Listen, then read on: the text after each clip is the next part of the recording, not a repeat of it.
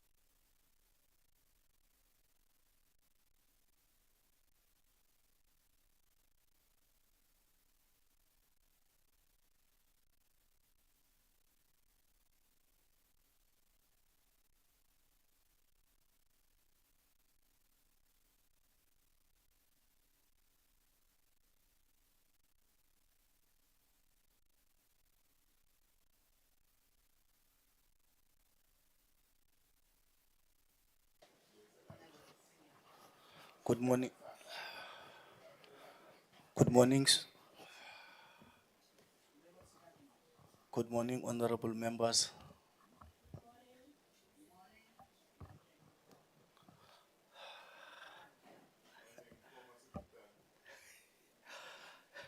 Honorable members, the chairperson won't be joining us today as he is traveling, and the committee currently does not have a chairperson to proceed.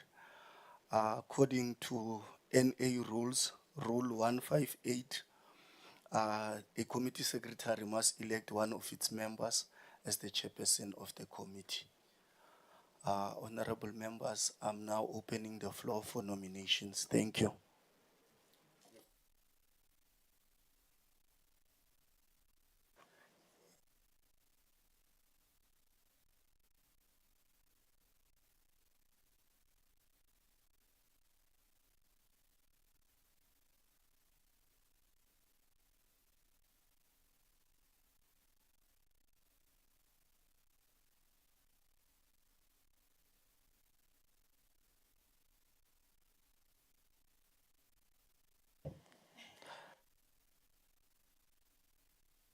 Not to elect, you must facilitate the election of the interim chairperson.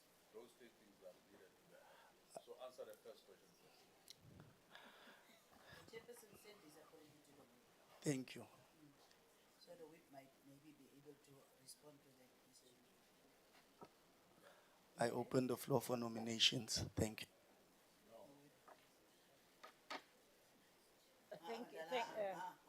Thank you, Chairperson. Just tell them whether the chair Yes, I received, I think it was on the group also, that the chairperson is attending a meeting in Germany for his party. So he will be back on Sunday. So for the duration of this meeting of today, he will not be here. Thank you. And let me propose, Secretary, I will propose Honorable Magaga to be the chair for us for the day, temporary. Thank you. Thank you. Honorable Mkhaga.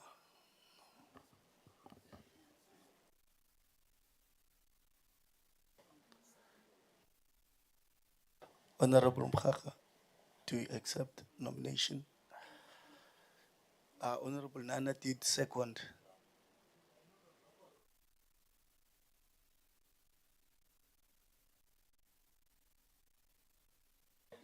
I did. Of Apia? Oh. Committee Secretary, I second the nomination of Honorable Mkhaka to chair today's meeting. Thank you.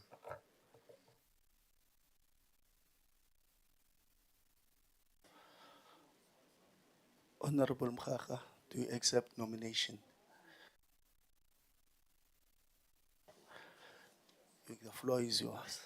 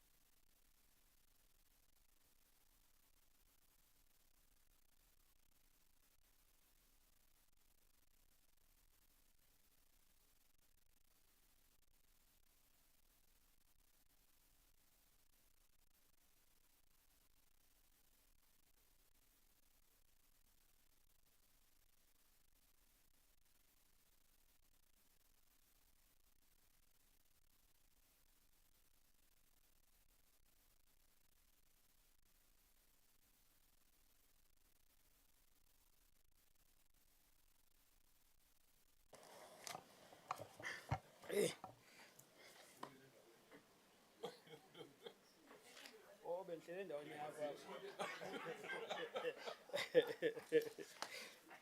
benhlele endaweni yomuntu wakho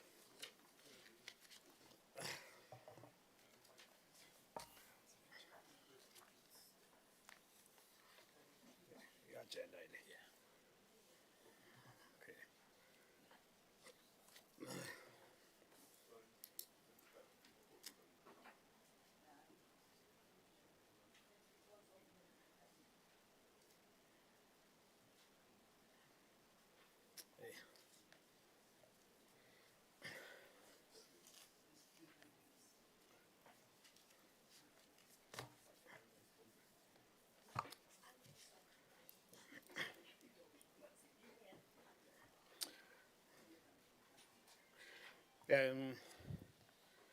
Good morning, honorable members.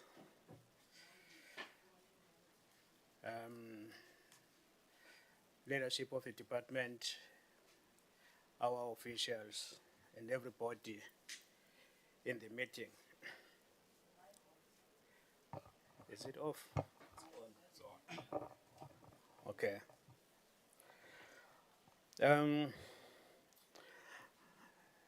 Let me appreciate this ambush. Because under normal circumstances, you are given days when you are to undergo this process so that you ready yourself. Hence, this meeting is going to be the shortest.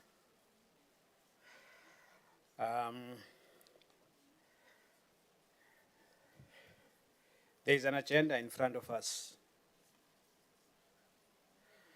But let me take this opportunity to welcome everybody in the meeting.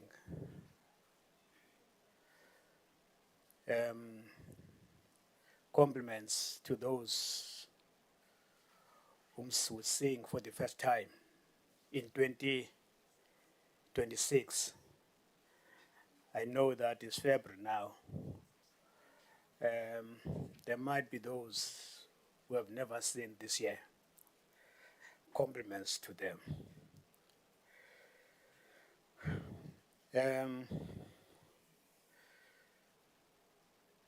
It's a privilege for me to share a meeting for you.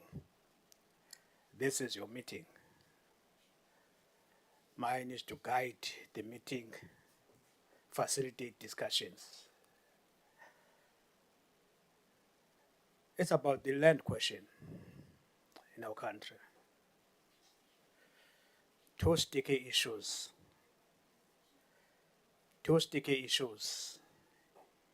in the politics of this country is the land question and the national question.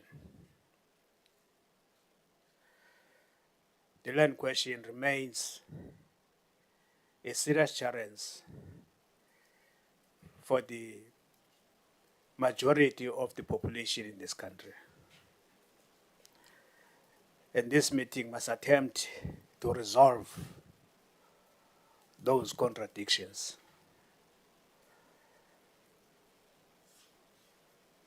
There's no problem that could be resolved, and there's no society that could be stable without necessarily resolving this particular question. And some of us understands as basics that for you to resolve the question of race, the question of gender, the question of class, you must be able to resolve the fundamentals, which is the land question. There's no way that we can resolve the question of race, gender, and class without resolving this fundamental issue, the ownership and control of the land by the majority of our people in this country. South Africa is a non-racial country, and all of us have got that obligation of ensuring that we assist our people in resolving this particular question. There's only one item for today. It might take us some time, but if there's one item, surely, as a chairperson, I'll try to speed up. I'm not comfortable with long meetings, particularly if I'm sharing a meeting. You're all welcome, honorable members, and I'm declaring this meeting open.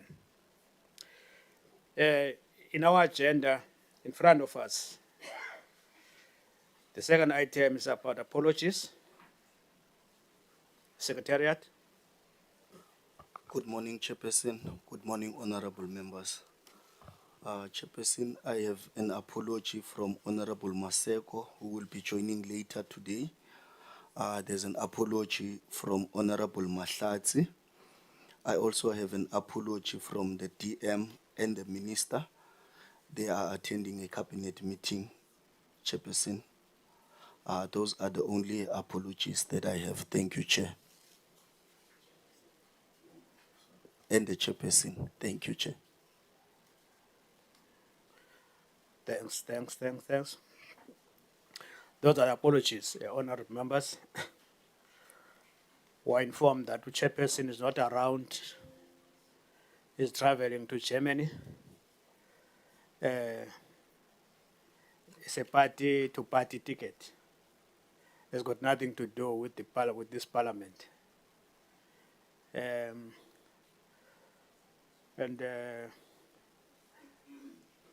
are these 4 apologies. Can we get a mover for the adoption? Honorable. Yes, Chairperson, thank you very much.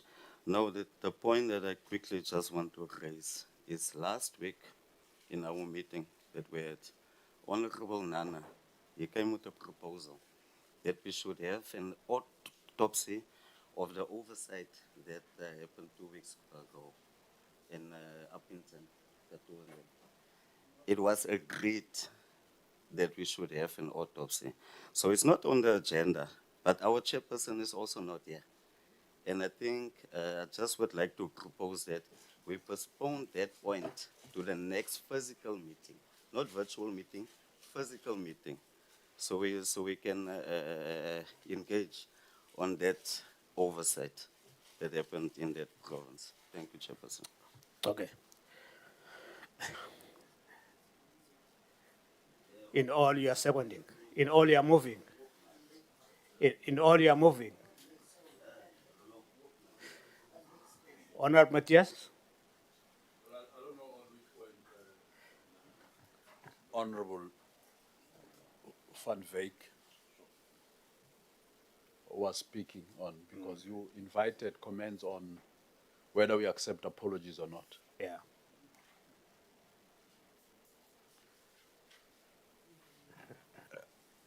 I don't think we must accept the apology of the ministry, both the minister and the deputy minister.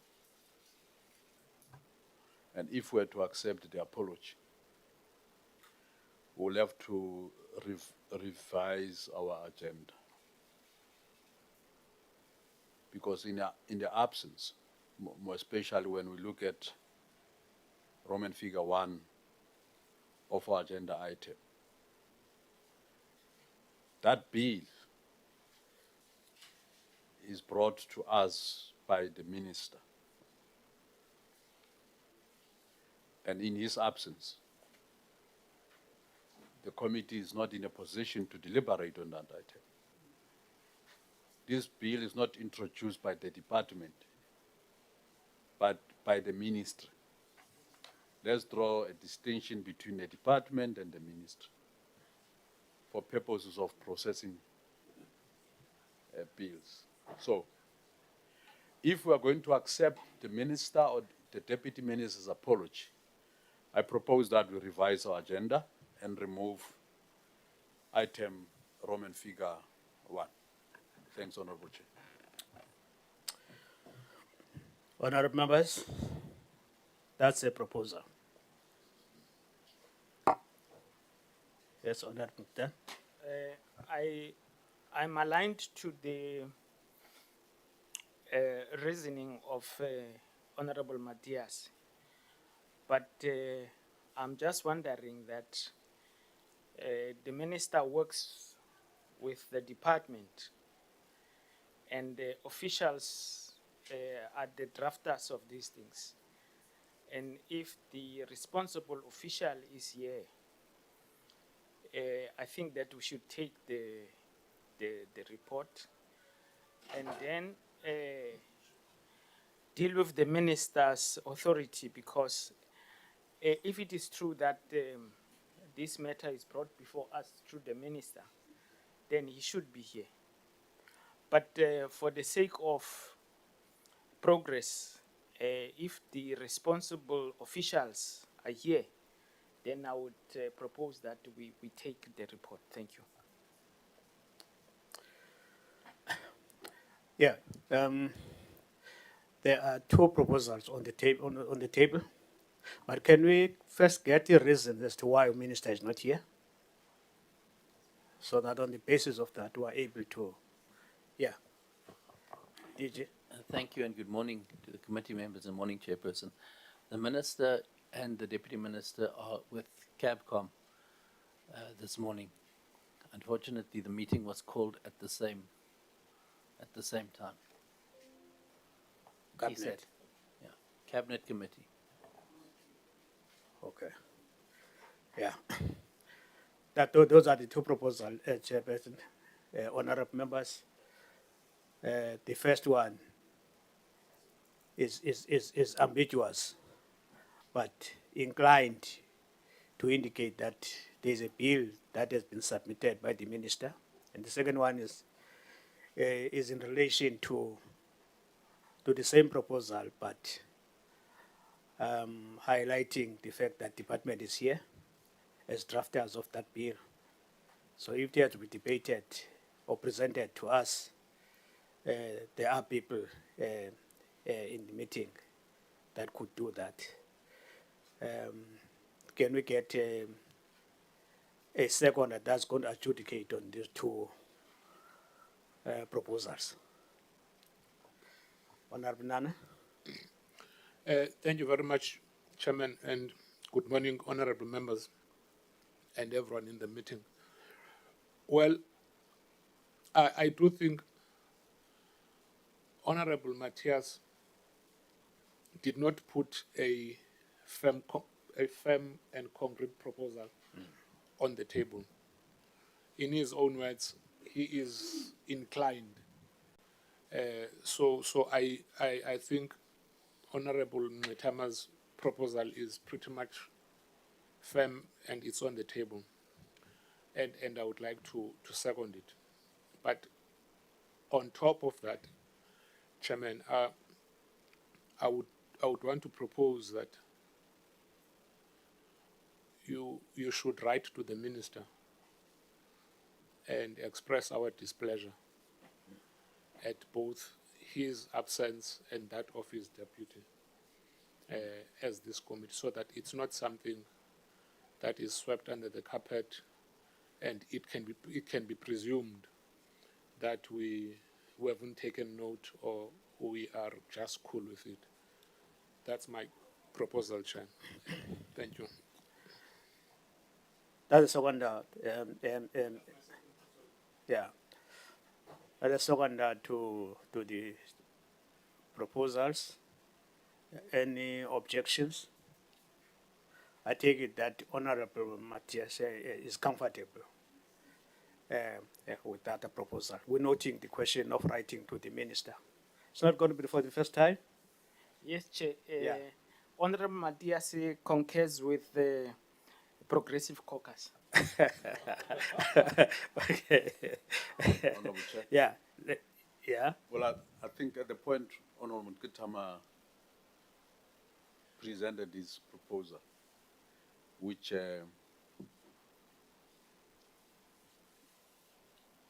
somehow is not hostile to my proposal, is at that point where you should have ruled. You should not even have invited the second, because the seconder suggests that the proposal on the table is only one proposal, as the first proposal is not really a proposal as such, as you said. So I guess you should have ruled at that point and not wait to get someone to. No, say. be comfortable. But nonetheless, I align myself with Honorable Ketama's intervention. Thank you. Okay, thanks, honored members. Let's go back to the proposal tabled by Honorable Van Veek to indicate that there was a proposal that we do, or was it autopsy or what? Autopsy. Yeah, so. Yeah, but he was suggesting that we postpone. We postpone that, but it's not in the agenda, Honorable. So it's a matter that maybe you thought is in the agenda? No. It's not in the agenda. Let's note what we are raising. Let's note what we are raising as an expression of this meeting. So Chair. there's nothing to remove from the agenda. Chair. Yeah. Thank you, Chair. What I've proposed was, Honorable Nana proposed that we put it on the agenda for today. That was last week. And then I've noticed it's not on the agenda. But then I've also mentioned, since our chairperson is not here, can we put it on the agenda for the next physical meeting? We note that. Thank you, sir. Not note. Can we do it, Chair? No, we'll note that, Chair. Thank you, Chair. Yeah. We note what Honorable is raising, because I think during our visit, it was a matter also that was raised that we do some kind of a reviewal, if you like, of our visits. And maybe that one falls within that framework. Yeah. Can we then, honorable members, proceed to the agenda itself? I'm sorry, Chairman, before that. I'm sorry I stepped out for a minute when you were dealing with apologies.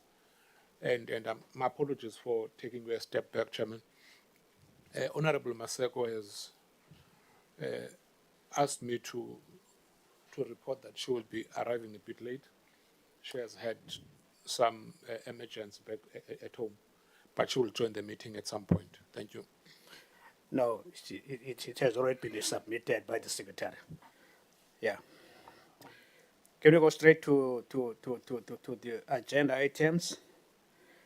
There's only one item. I don't think there's an addition to that item, honorable members.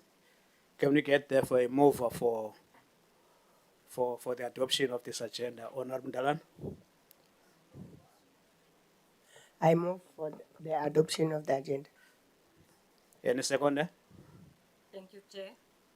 Honorable Second on Adams. the removal of the agenda. Then it's our agenda now.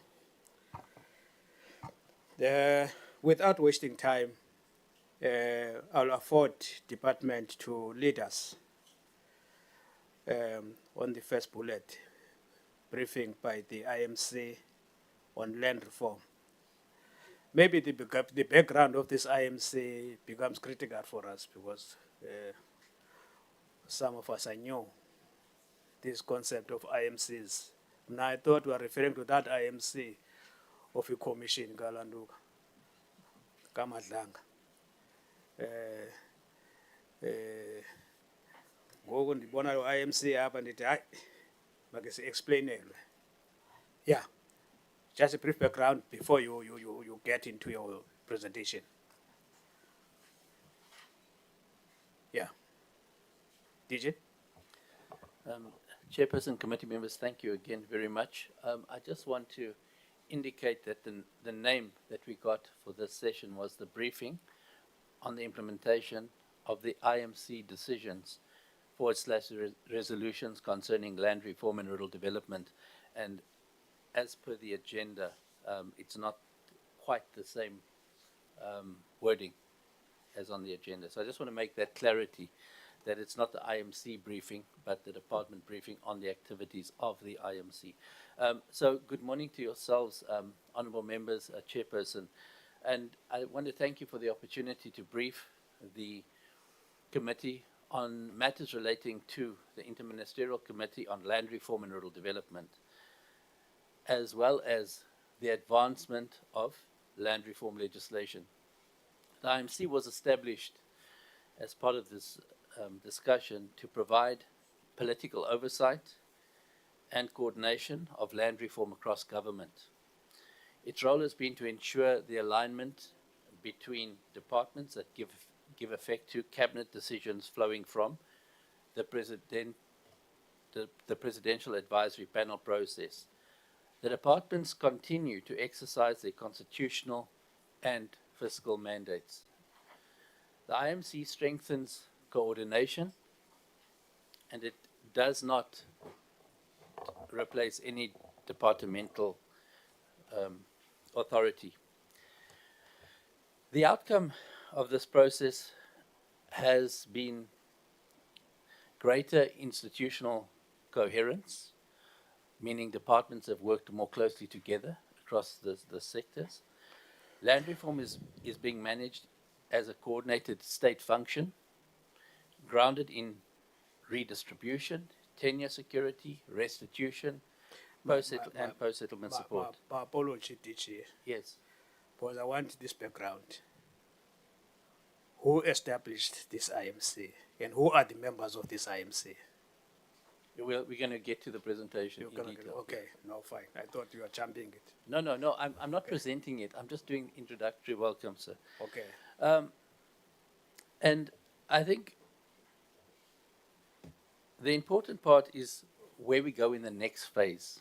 In the presentation pack presented to the Portfolio Committee, we've also given the closeout report of the IMC 2019 to 2024. The Deputy President, as well as the then Minister of Agriculture, Land Reform and Rural Development, have signed off on that closeout report. It is part of the pack. And I think what's important, it establishes a very good baseline for where we move to in the 7th administration. The 7th administration is, the IMC continues. We've just earlier this year met with the Office of the Deputy President, and we've gone through a very robust review of what the technical indicators outcomes should change to. So for instance, moving away from measuring hectares of land to real outcomes like jobs created, economic opportunities created, return on investment. So that process is currently, the review process is currently underway with the Office of the Deputy President. I think the other two items that we've been asked to talk to are the Equitable Access to Land Bill, which gives a structured effect to Section 25 of the Constitution. It establishes clear implementation principles, formalizes land access planning, strengthens beneficiary selection processes, and provides an institutional framework required for consistent execution. Redistribution must operate within stable rules and be anchored in the constitutional responsibility. And we'll get to a detailed, in the presentation, progress report on that, on where we currently stand. Then we move to the Communal Land Bill, which addresses governance of communal land. It replaces fragmented historical arrangements with a law of general application, and its purpose is to provide secure, registrable rights to communities and individuals occupying communal land, supported by accountable land administration structures. I think, as you mentioned in your opening address, Chairperson, this reform also advances tenure security, economic participation, and administrative clarity. It also creates alignment between communal land governance and municipal planning systems. The policy consultations are ongoing, and the legislative processes will follow the prescribed constitutional pathway. Chair, I then want to just move on directly to the presentation for today. I will present the presentation, and then for further clarity, we can. I have the team here with me today. I'll just quickly. I've obviously got the Chief of Staff. I've got the Head of Office, Mr. Kaba, Mr. Mashilo. Dr. Mashilo is here from the Office of the Deputy Minister.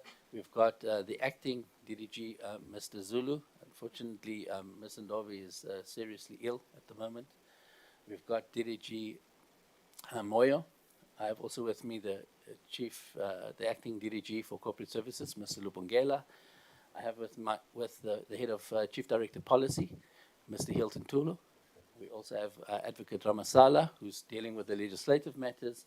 And then obviously we've got our support staff, who is Ralph, that's supporting. So the presentation will follow the following outline. We'll firstly talk to the advisory panel, to the Interministerial Committee, the IMC Program of Action. We'll talk to the IMC mandate, the authority and the governance. We'll look at implementation performance summary. We'll look at land redistribution, state release and restitution, tenure security and post-settlement. We'll clarify any cross-departmental implementation responsibilities. We'll look at priority legislation status, and we'll look at the funding constraints and corrective measures, if any.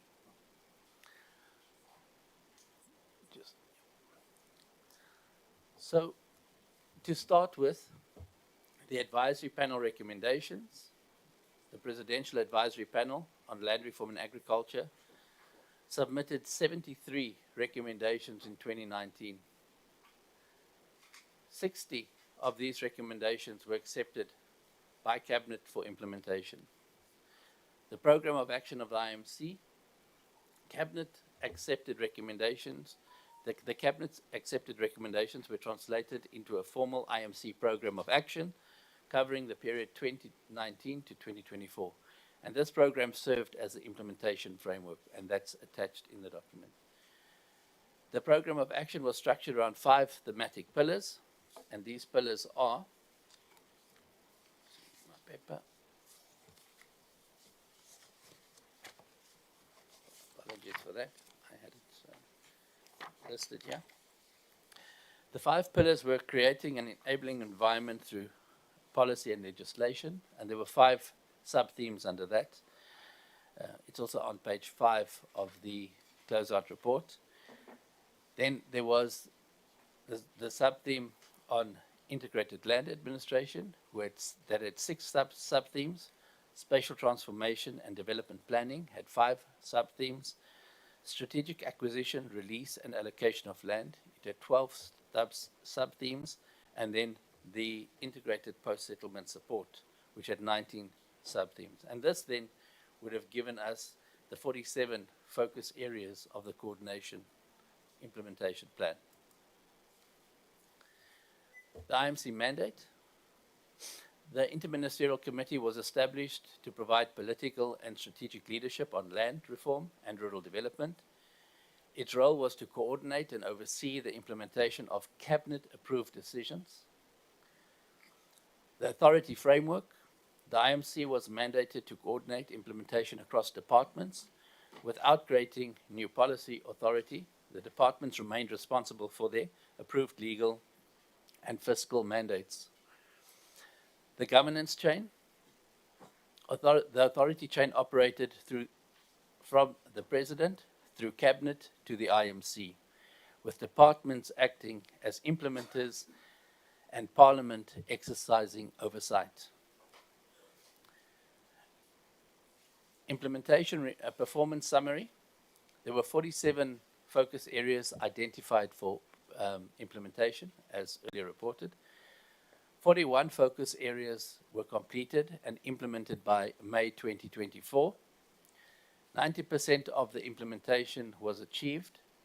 The outstanding items mainly related to legislative and budget-related issues, and then ongoing land claim settlement processes was also an area that is work that continues.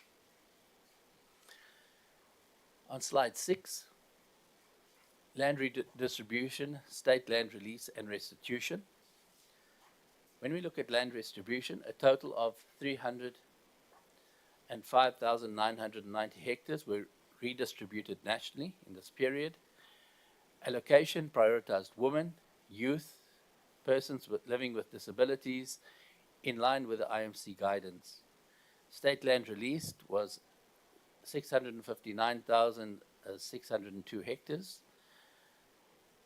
They were allocated, representing approximately 99% of the 700,000 hectares as per the presidential commitment. Land restitution, 88,843 land claims were lodged, with 88,205 claims being settled, with 5,787 claims remaining outstanding. When we look at tenure, security and post-settlement support, 30,530 hectares were acquired for farm dwellers and labor tenants, supporting 1,588 beneficiaries.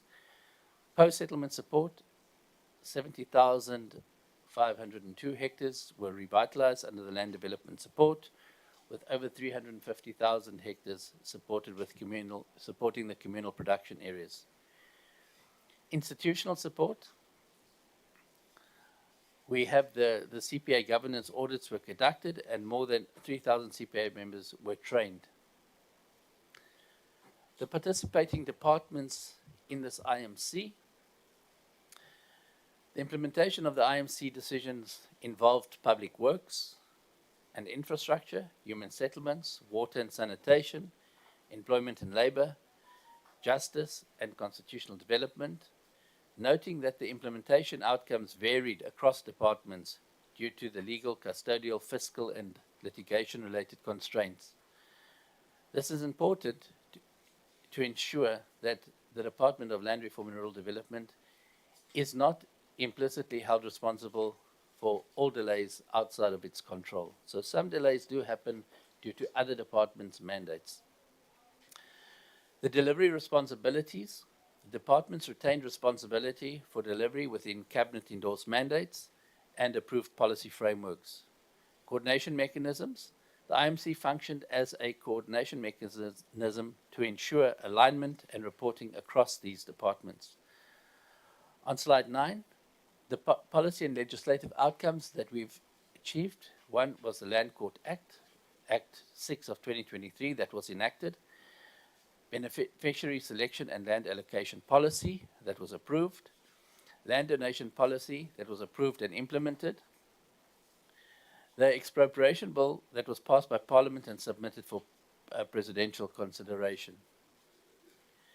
We now move to slide 10, and this is where the two items that were listed for progress, to provide progress on, are one, the Communal Land Tenure Bill. I put it in red there. The policy will inform the provisions of the bill as it is being developed. Once the policy is finalized, the bill will also be finalized and then processed as prescribed. The Equitable Access and to Land Bill, the policy and the bill have been developed. The bill is submitted to the Office of the Chief State Law Advisor for pre-certification opinion. The anticipated date for this opinion is February 2026. So we're expecting that this opinion should be provided by the latest end of this month. After which, the bill will be processed through the relevant structures to seek approval to publish for public comment. The policy is being addressed through the land redistribution reform process with legislative formulation underway. Both bills remain subject to cabinet approval and the parliamentary processes. Just talking to funding constraints and corrective measures as per the guidance given in the letter that we received, the IMC did not operate as a standalone spending vote. Funding was executed through line departments and aligned to the medium-term strategic framework priorities. Key constraints included legislative timelines, budget cycle dependencies, institutional capacity constraints in CPAs that persist, and litigation and land encumbrances. The corrective measures that have been sought is measures included CPA audits and training, the appointment of the Special Master of Labour Tenant Claimants. It also looked at policy reforms to enable freehold transfer and strengthen coordination. The implementation of the IMC decisions were implemented under cabinet authority with substantial and measurable delivery achieved. The outstanding matters are structural and ongoing, and the priority of land reform work continues under the cabinet and the MTSF instruments. Chair, I just want to thank you for the opportunity to present on the IMC. I also then, we welcome the opportunity to take comments. We have the full team here, the legislative drafting team, Advocate Ramasala, and the team that has been highly involved, DDG Zulu, in the IMC over the past number of years. I thank you, Chairperson. Thanks, DG.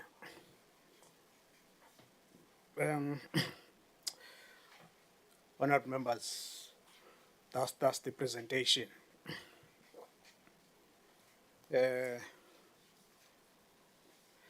And I'm sure our focus will be on this presentation. There might be a number of questions that are asked.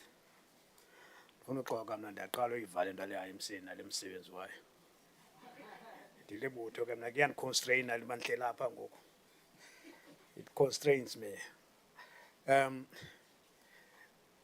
Can I then take hands, honourable members? Take hands. 1, 2, 3, 4, 5, 6, 7. You are 8. Mr. Van Veek. All hands. It's interesting presentation, Tichi. Over to you, sir. Greetings, Chair, and greetings to honorable members and our fellow officials. I was listening, since you asked the right question, Chair, to say who formed this IMC, and I wanted to follow up by saying what are the participating departments or ministries in this IMC? Reason being, I was waiting to hear COGTA, Cooperative Governance and Traditional Affairs, as one of the departments that should be here. I didn't hear when he listed the DG, the departments. Now, that is where the conundrum starts. Why? You're talking about land. The history of land in South Africa is packaged according to traditional leadership institution before government. Now, there is no way that the Constitution, I like it that you quoted Section 25, because then Section 25 says protection of the property of the minority.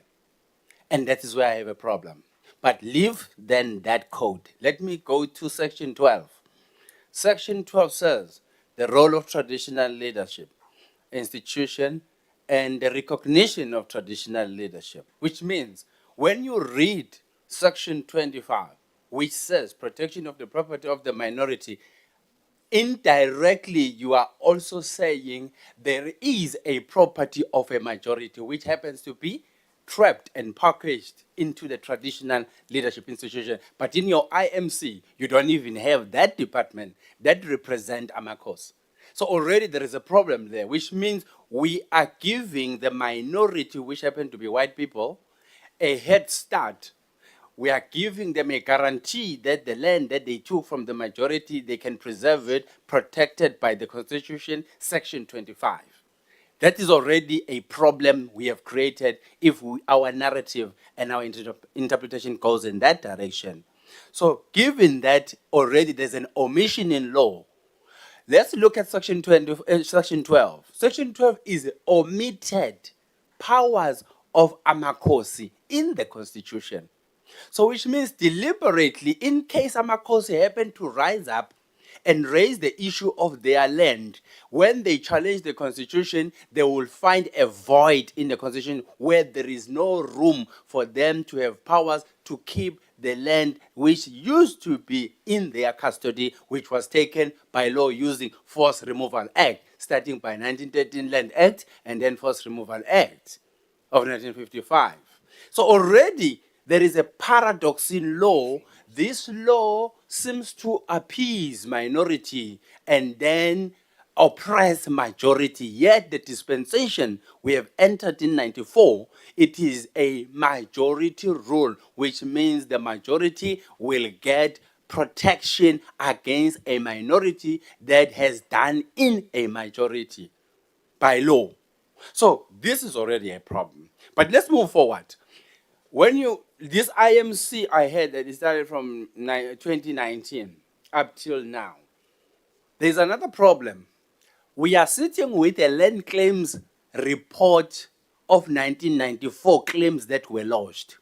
That report was then taken further to Nhlapo Commission to check whether who were the real kings. And Nhlapo Commission's report sits with who are the real kings in that report. But that report was never made public until today. So given that it was never made public, we know the content of that report because we were following the roadshow of Nhlapo Commission and as he was visiting all the traditional leaders. The outcome was never made public. But now there is something very funny that is emerging from Land Reform Department, the CPA Act, exactly at the same time that you formed this IMC. So it was a deliberate... Honorable Mteto, Yes. ndizafuna conclude. Oh, okay, kulungile Because baba. unika second round. Kulungile, okay. Yeah. Let me close with this part then. That one of the CPA Act which we have passed in 2019 around that time. It seems to be parallel to this IMC and CPA Act. The behavior of CPA Act is such that it takes the land pockets from Amakosi and is given to CPA, and by law we protect CPA to keep that land, and indirectly we're creating a conflict on the ground wherein this CPA must exist because it exists within the parameters of traditional leadership. And this is another problem we've created. And given the land claims report, we have not read it.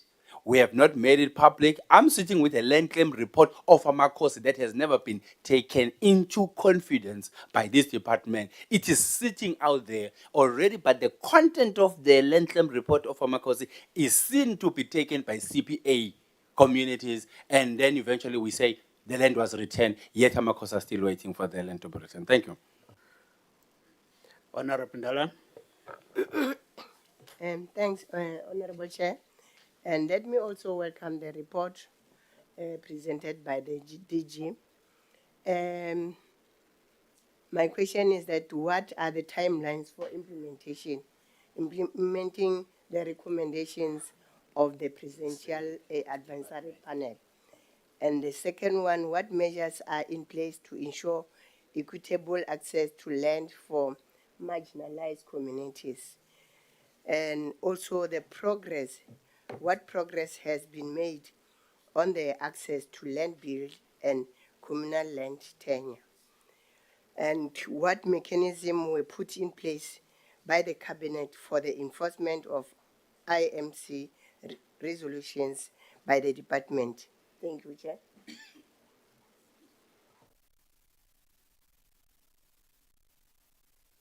Thank you very much, Chairperson. And let us welcome the presentation with all its, according to us, shortcomings, because I don't think it suffices or it responds to what we have expected with regards to the issues that have been raised. The first question that I would want to ask is if this interministerial committee is still in existence or whether the term have lapsed in. If they are still in existence, are they continuing with the responsibilities that have been allocated to them? We've also looked in the issues and we've seen that there is a lot of focus on the rural land issues. But we also know that there are a considerable amount of urban claims for resettlement or restitution. And I think that our focus has been on agricultural development mostly, and more or less not allowing, or let me say, I have noticed that people that are, for instance, in Uppington where the KDBS claim, and mostly people are receiving monetary compensation instead of being restored to the land that they have lost. In KDBS, for instance, there are vast pockets of land that are still open, but the sites are sold at a very high price. So it is like an elite area now, whereas 2 or 3 people requested for restitution, and I don't think they have ever received it. But I'm just mentioning KDBS as an example, but urban claims have seemed to be more tend to monetary compensation than making sure that they restore people to that specific land. And I don't know if the agri-park or the agri-village concept was also part of the whole responsibility of the interministerial committee, but I think we would love to know what was the rate of success with regards to this specific areas around agri-villages, and also if the agri-park, I know it's an agricultural concept, but whether it was part of this responsibility to look into it. Members will know that we had an oversight visit at this moment in the Northern Cape, but before we went to Mpumalanga, we went to Limpopo, we've been going there. And then in most instances, the governance model is the issue of CPAs, and in some instances, trusts. But it's clear, it's obvious that this is not really successful. So I was just thinking as to what is the proposal of the department in seeing that there is I don't know, Honorable Nana, will I say a major or massive failure with regards to the governance model. So what is it that we can possibly propose to make sure that we begin to, I don't know what to say, but if you look at for instance, is it Madibeng or where were we, the one in Kuruman, and the sheer amount of resources that is going into that CPA, but the beneficiaries is not necessarily looked after. But you can also not see as to how the land use, or should I say the post-settlement support, is in existence, and how people can be assisted to make sure that there is success with regard to the envisaged outcomes of this specific process. I think I don't want to be like some of the members that take all the questions. I still have a lot of questions, but I'm one person that hates it when I must really stall the meeting or something like that. But I think there was one issue one area where we also went, where we wanted to establish something. I'm sure you're landing now. I'm sure you're I've landing. landed. I've landed. You have That's why I'm landed. saying I don't want to be responsible for Okay. keeping the meeting too long. I've Okay. landed. Okay. Honorable Adams. Thank you, Chairperson. Greetings to all in the room. Let me also join my colleagues by welcoming the presentation. Chairperson, I will go straight to my questions. Are there IMC directives that could not be implemented? What are those directives? What are the reasons for failure to implement those decisions or directives? And then, Chair, I noted in slide 5 highlights of 90% achievement on the implementation of focus areas. It is not specific. How has the 90% assisted in accelerating land redistribution to ensure tenure security and advance restitution, and most importantly, improve the socio-economic conditions of land reform beneficiary or rural dwellers? What is the department's own assessment on the survival rate of support land reform beneficiaries? What is the status of the 2019 Ministerial Advisory Panel report on property valuation? Has it been adopted? What are the recommendations? Why has it not been implemented? And my last one, Chair, has the work of the IMC assisted in accelerating land redistribution? If so, how did it do so when the number of the hectare acquired is in decline, targets for restitution have been reduced, and the number of people accepting cash compensation has increased? Furthermore, a proportion of plus is yet to be transferred to tenants. I thank you, Chair. Thanks, Honorable Member. Honorable Nana. My hand was not up, Chairman, but yeah, I will grab the opportunity. Oh, okay. Chairman, firstly, I just want us to cast our minds back. I thought we had an established convention as a committee that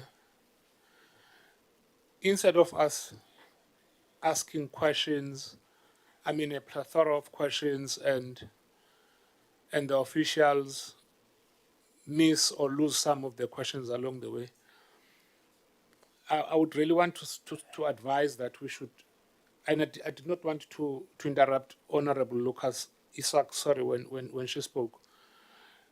Maybe in future we should really consider going back to that convention, because it's helpful when a member is allowed an opportunity to ask his or her questions, give an opportunity to the department to respond, so that none of our questions get lost through the cracks. Having said that, Honorable Mkhaga, I would really want to build on Honorable Adams's second question, I think. On slide 5, acting DDG, you part of the implementation performance, you allude to the fact that we have achieved a 90% implementation. And you will know as much as I do that there is a huge difference between implementation and achievement. Implementation is largely ticking the box, or ticking the boxes. And as the committee, we are not interested in implementation, fair enough, good, but but really my interest is on the impact, is on the achievement that goes with the implementation. And I'm afraid your presentation is silent when it comes to that. Are you in a position to shed some light in this regard? Thank you, Chairman. Thanks, Honorable Nana. Honorable Kutan. Thank you, Chair. You know, Chair, I have a fundamental problem with the role of the department.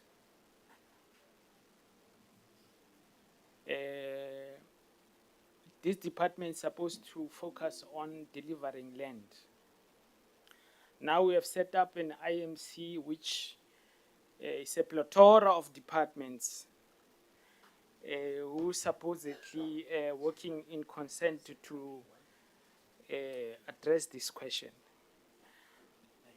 So, in essence, this department is a discourse producing department. It produces paper. We already had the Presidential Advisory Panel. We had the Montlane High Panel. Now we are at the IMC. So it seems to me that instead of just addressing the land question, we are producing parallel structures. What is the problem with the department addressing the land question? Why do we need all this plethora of other interventions and so on? Because that will be just coordination and everybody will slot in if it's development, rural development and so on, agriculture. But the department's primary responsibility is to deliver hectares of land. So all these mechanisms are there to delay and basically create all kinds of excuses instead of addressing the land question. So that is my primary concern, that we have a department which is supposed to have a mandate to deliver hectares. You should only be able to say to us, here's our targets, and here's the delivery of land. That's it. In fact, we must even decouple the rural development aspect from this department because it's creating all kinds of confusion. Rural development must stand alone and deal with rural development. This department must deal only with delivery of land. We must ask the minister, how many hectares have you delivered? That's it. So that we can make some kind of progress. You know, I see here in slide 6, there is a statistical representation of hectares delivered. Now the question is, these hectares account for what period? From when to where? Is it a yearly or what is it? And I see that also there's an inconsistency. The restitution program, there is no amount of hectares reflected for it. We must look at that. This state release of land story is also just a mechanism to delay us. Land in the hands of the state is land that is in the hands of the people. It should not be, it should just be given to people access. But it is not addressing the historical question. The historical question relates to land in the hands of white people. I mean, I'm sure in the future we'll also see Ngonyama Trust land being reflected here as part of land delivery. If the sense of land redistribution is so expanded, we want to see land redistributed from land thieves to our people. The land that was stolen from our people, and it is redistributed back to our people. Then, Chair, as I said, there's this plethora of policy, of legislation and discussion, discourse.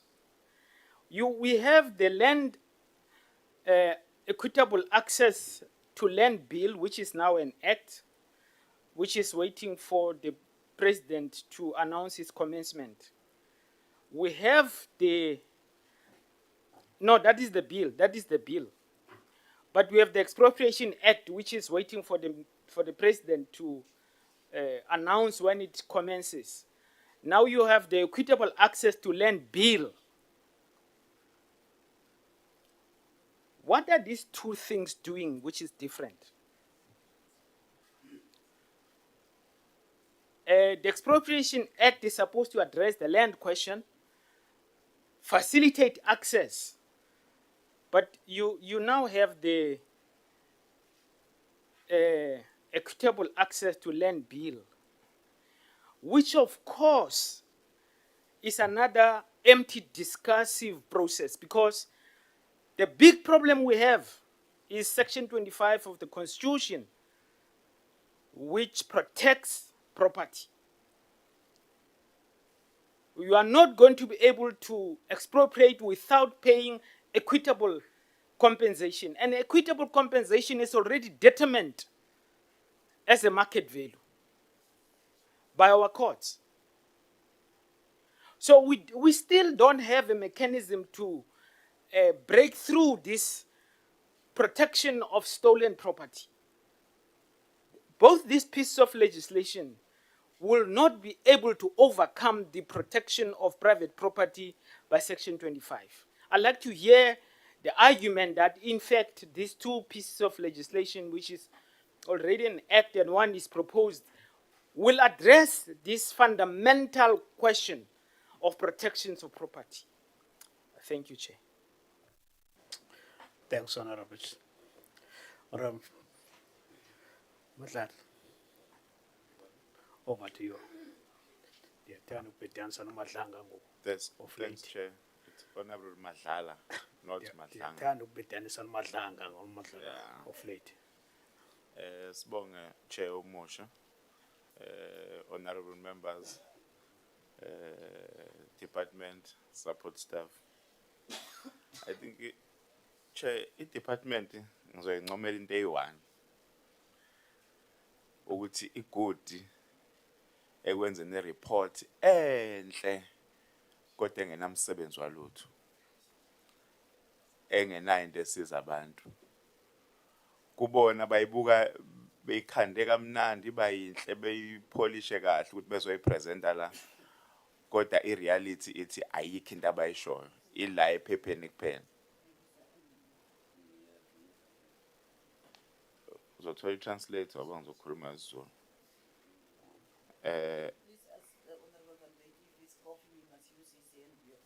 Oh, okay. Chairperson, I'm on the floor, Chairperson. Okay. Can I be protected? No, we are protected. Continue. Continue. Chairperson, About translators, huh? no ngizomtranslator. Okay. Yeah. Chairperson, ngizokhuluma nge-post settlement support nje kuqala. Is institutional support. Ngenhlanhla Chairperson, as members, sinethuba lokuthi si-attend i-oversight. Onke ama-CPAs most yawo sesihambele, and futhi as individuals siyakwazi uku-attend ama-oversight siyo-check-a kuma-CPAs. I-report ye-department ithi more than 3,000 CPA members were trained. I think Chairperson kuwona wonke ama-CPAs sesiwahambile ukwenza i-oversight, ayikho training. Ufica u-treasurer engazi nano debits and credits, engazi nanokuthi bank account ifakwaphi, ebese kuthiwa u-treasurer we-CPA. Umbuzo wami uthi imaphi lama members atrainiwe, and i-department ingasilistela yini ukuthi iyiphi CPA ekuyiphi province yatrainwa nini ama members, kwatrainwa mangaki kuyiphi leyo CPA, because ngicabanga ukuthi njengoba le report ithi more than 3,000 members, ninayo idata la nithathele khona ukuthi i-CPA yase KZN ngedate ethize yatrainwa, bathola maphi ama-certificate imaphi lama-CPA engikhuluma ngawo noma ilawo eniwapholishile nje la kwi-report ukuthi sikwazi ukuthi sifunde sithi hayi kumnandi i-department iyasebenza. Le department ihlulwe ukwenza into eyodwa ukuthi ibuyisele yenze sure ukuthi umhlaba ubuyela kubanikazi bawo, iphinde futhi traine abanikazi bomhlaba ukuze bezokwazi ukukhiqiza umkhiqizo. Njengamanje i-department ihlalele nje ayikho into eyenzayo. Thank you, Chair. Thanks, Honorable Member. Honorable Tias. Thank you so much, Honorable Chair. Let me welcome the presentation by officials. But these discussions, Honorable Chair, especially the points made by Honorable Mkata, takes us back to the initial point I raised, the relevance of talking to officials who are not the initiators of this bill, who have no political responsibility to answer to some of these questions. The only responsibility they have is to present what Honorable Katama referred to as the ability to produce volumes and volumes of documents, fanciful.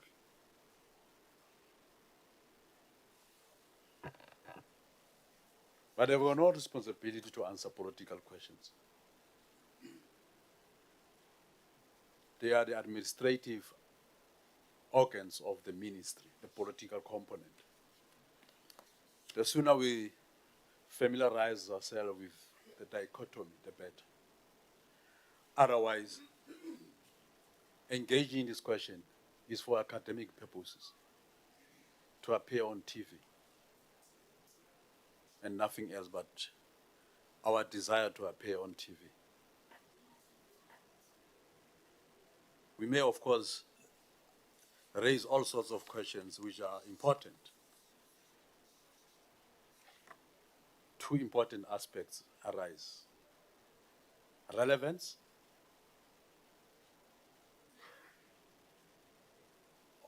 and absence of audience. Relevance, as I've raised it earlier, and absence of audience. The minister and the deputy minister are not here as a relevant audience to attend to these issues that we are raising. Last year we were told, and through the officials here, I don't know if they will recall, that they presented a roadmap in relation to the bill, Equitable Access to Land bill. As we speak now, that roadmap was saying the draft bill will be presented to the Portfolio Committee and Parliament by October 2025. We're in February now, 2026. And in the presentation, the acting DG tells us that, and has somehow unconsciously presented the revised time frame or roadmap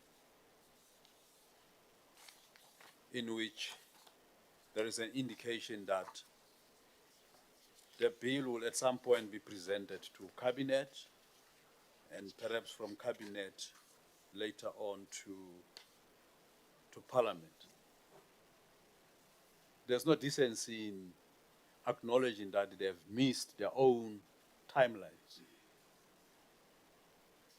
Perhaps that question of why they have missed their own timelines in terms of the roadmap, an accurate response will only be from the minister or deputy minister. But in their absence,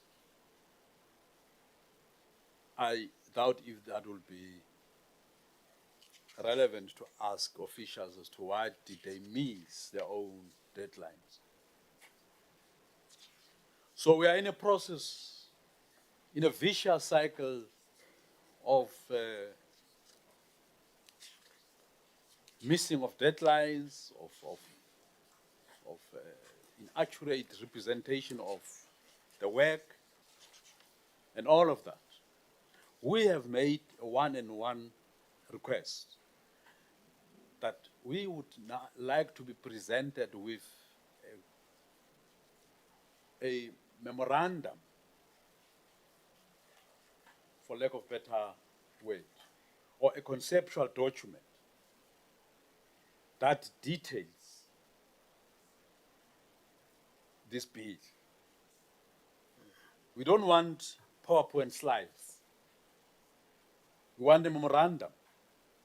I think a memorandum is the language that government uses.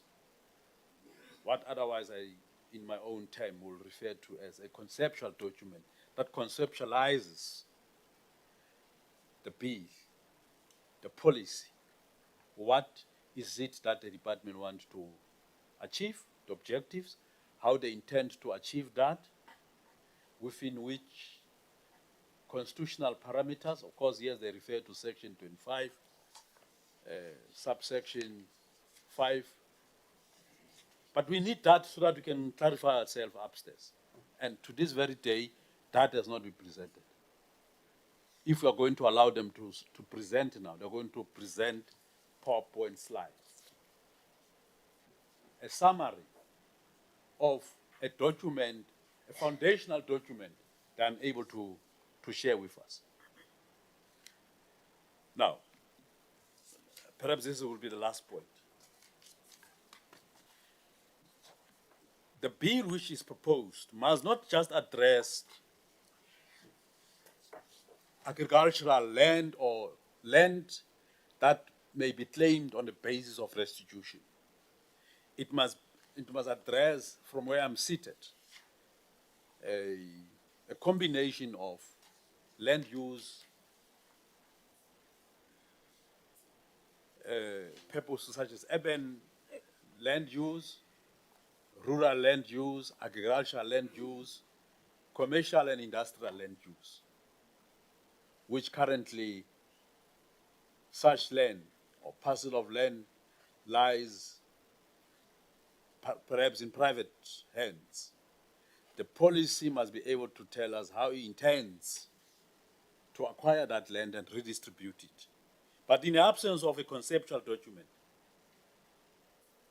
unless if officials do have such, we're unable to understand if these categories of land use are part of what the bill intends to acquire for redistribution purposes.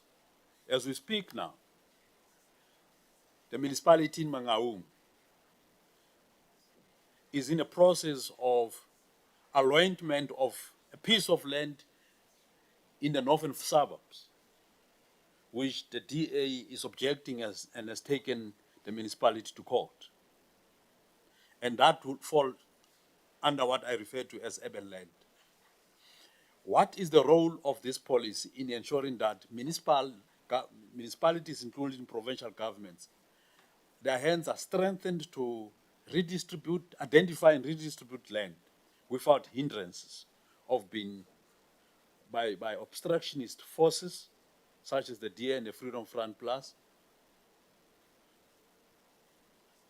for people to have access to land for whatever purposes, be it residential purposes or whatever purpose. And perhaps we'd need to know from the conceptual document whether the department, before it rushes at formulating a policy as it is intention, have they done a proper audit to understand which land they intend acquiring for redistribution purposes? Perhaps these questions will be answered, but in the absence of the appropriate audience, that is the minister and his deputy, we can just hope that officials will answer these questions. Thanks, Honorable Chair. Honorable Van Wyk. Chairperson, thank you very much. I just want to say to Honorable Isaacs that I apologize for earlier on. She understands what I mean. Chairperson, I would align myself with Honorable Mtetwa, what you have spoken about traditional leaders. Now, we we have a very controversial history, Chairperson. What happened in 1996 with the constitution that was signed by President Mandela? We were classified as the descendants of the Khoisan. We were classified as part of the minority and not the majority in this country, the so-called colored people. We are classified as as minority. Now, when I look at all of this, Chair, I'm highly conflicted because when Section 25 says that the property of the minority must be protected, we are landless as so-called colored people, as the descendants of the Khoisan. We are landless. We don't have property.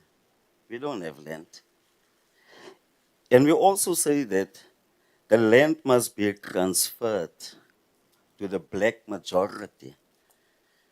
We are also classified as black because we are not white.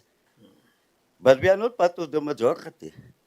And we are also not classified as African in particular. So where do we fit in here as the so-called colored, as the descendants of the Khoisan, who are Africans first and foremost? Where do we fit in here? You know, Chair, I can see that Honorable Mtetwa mentioned about Kokta, who's part of the departments, who is also on the IMC. But fisheries and forestry is also on that, is part of that departments. Now, sandparks fall under them. Here in the West Coast, there is sandparks there. Né? You have old apartheid ministers who have made sure that they acquired nice plots and houses for themselves there in that sandbox. Their families is still living there. When you go and you visit there, you will come to a point where you see that it's private owned land. But if you can look closely, there's evidence of a small church that was built by my forefathers, the Khoisan. There is graves on that land, which means it's our land. But we are classified as minority. So how do we address that issue? That's just an example of the many examples that we have. We can take you to Platfontein, and I can tell you for free, Chairperson, this department acquired land. They bought Platfontein for the Koo and the Kwe people who's living on that land.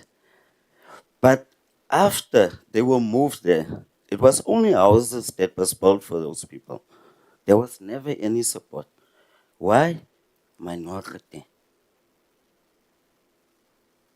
I don't even want to go too deep, Chairperson, but can the department explain me to us, how do we fit in being classified as a minority and not African and part of the majority in this IMC? Thank you, Chair. Honorable Boshoff.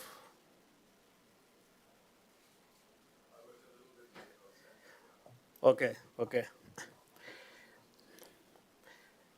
This IMC, before I hand over to the department, because I want them to clarify this. Oh, Honorable Ngutan. Thanks, Chair. I just want to confirm that I align myself with the proposal made by Honorable Nana on the need for us to establish a process of asking questions. So we must determine that a member asks a question for 3 minutes, and the department has got 3 minutes to respond to that specific question so that we don't have a long conversation and our questions are lost. So I align myself with that proposal that as a methodology of engaging the department moving forward, we should allow that interpellation so that also it deals with the issue of TV cameras and so on, which Comrade Matthias so much loves. No, let's note that so that the chairperson of the portfolio committee, in his presence, will finalize this particular matter. No, what I'm trying to have clarity on. This IMC was established in 2019. In 2019, by the president. And president appointed the deputy president to chair this IMC.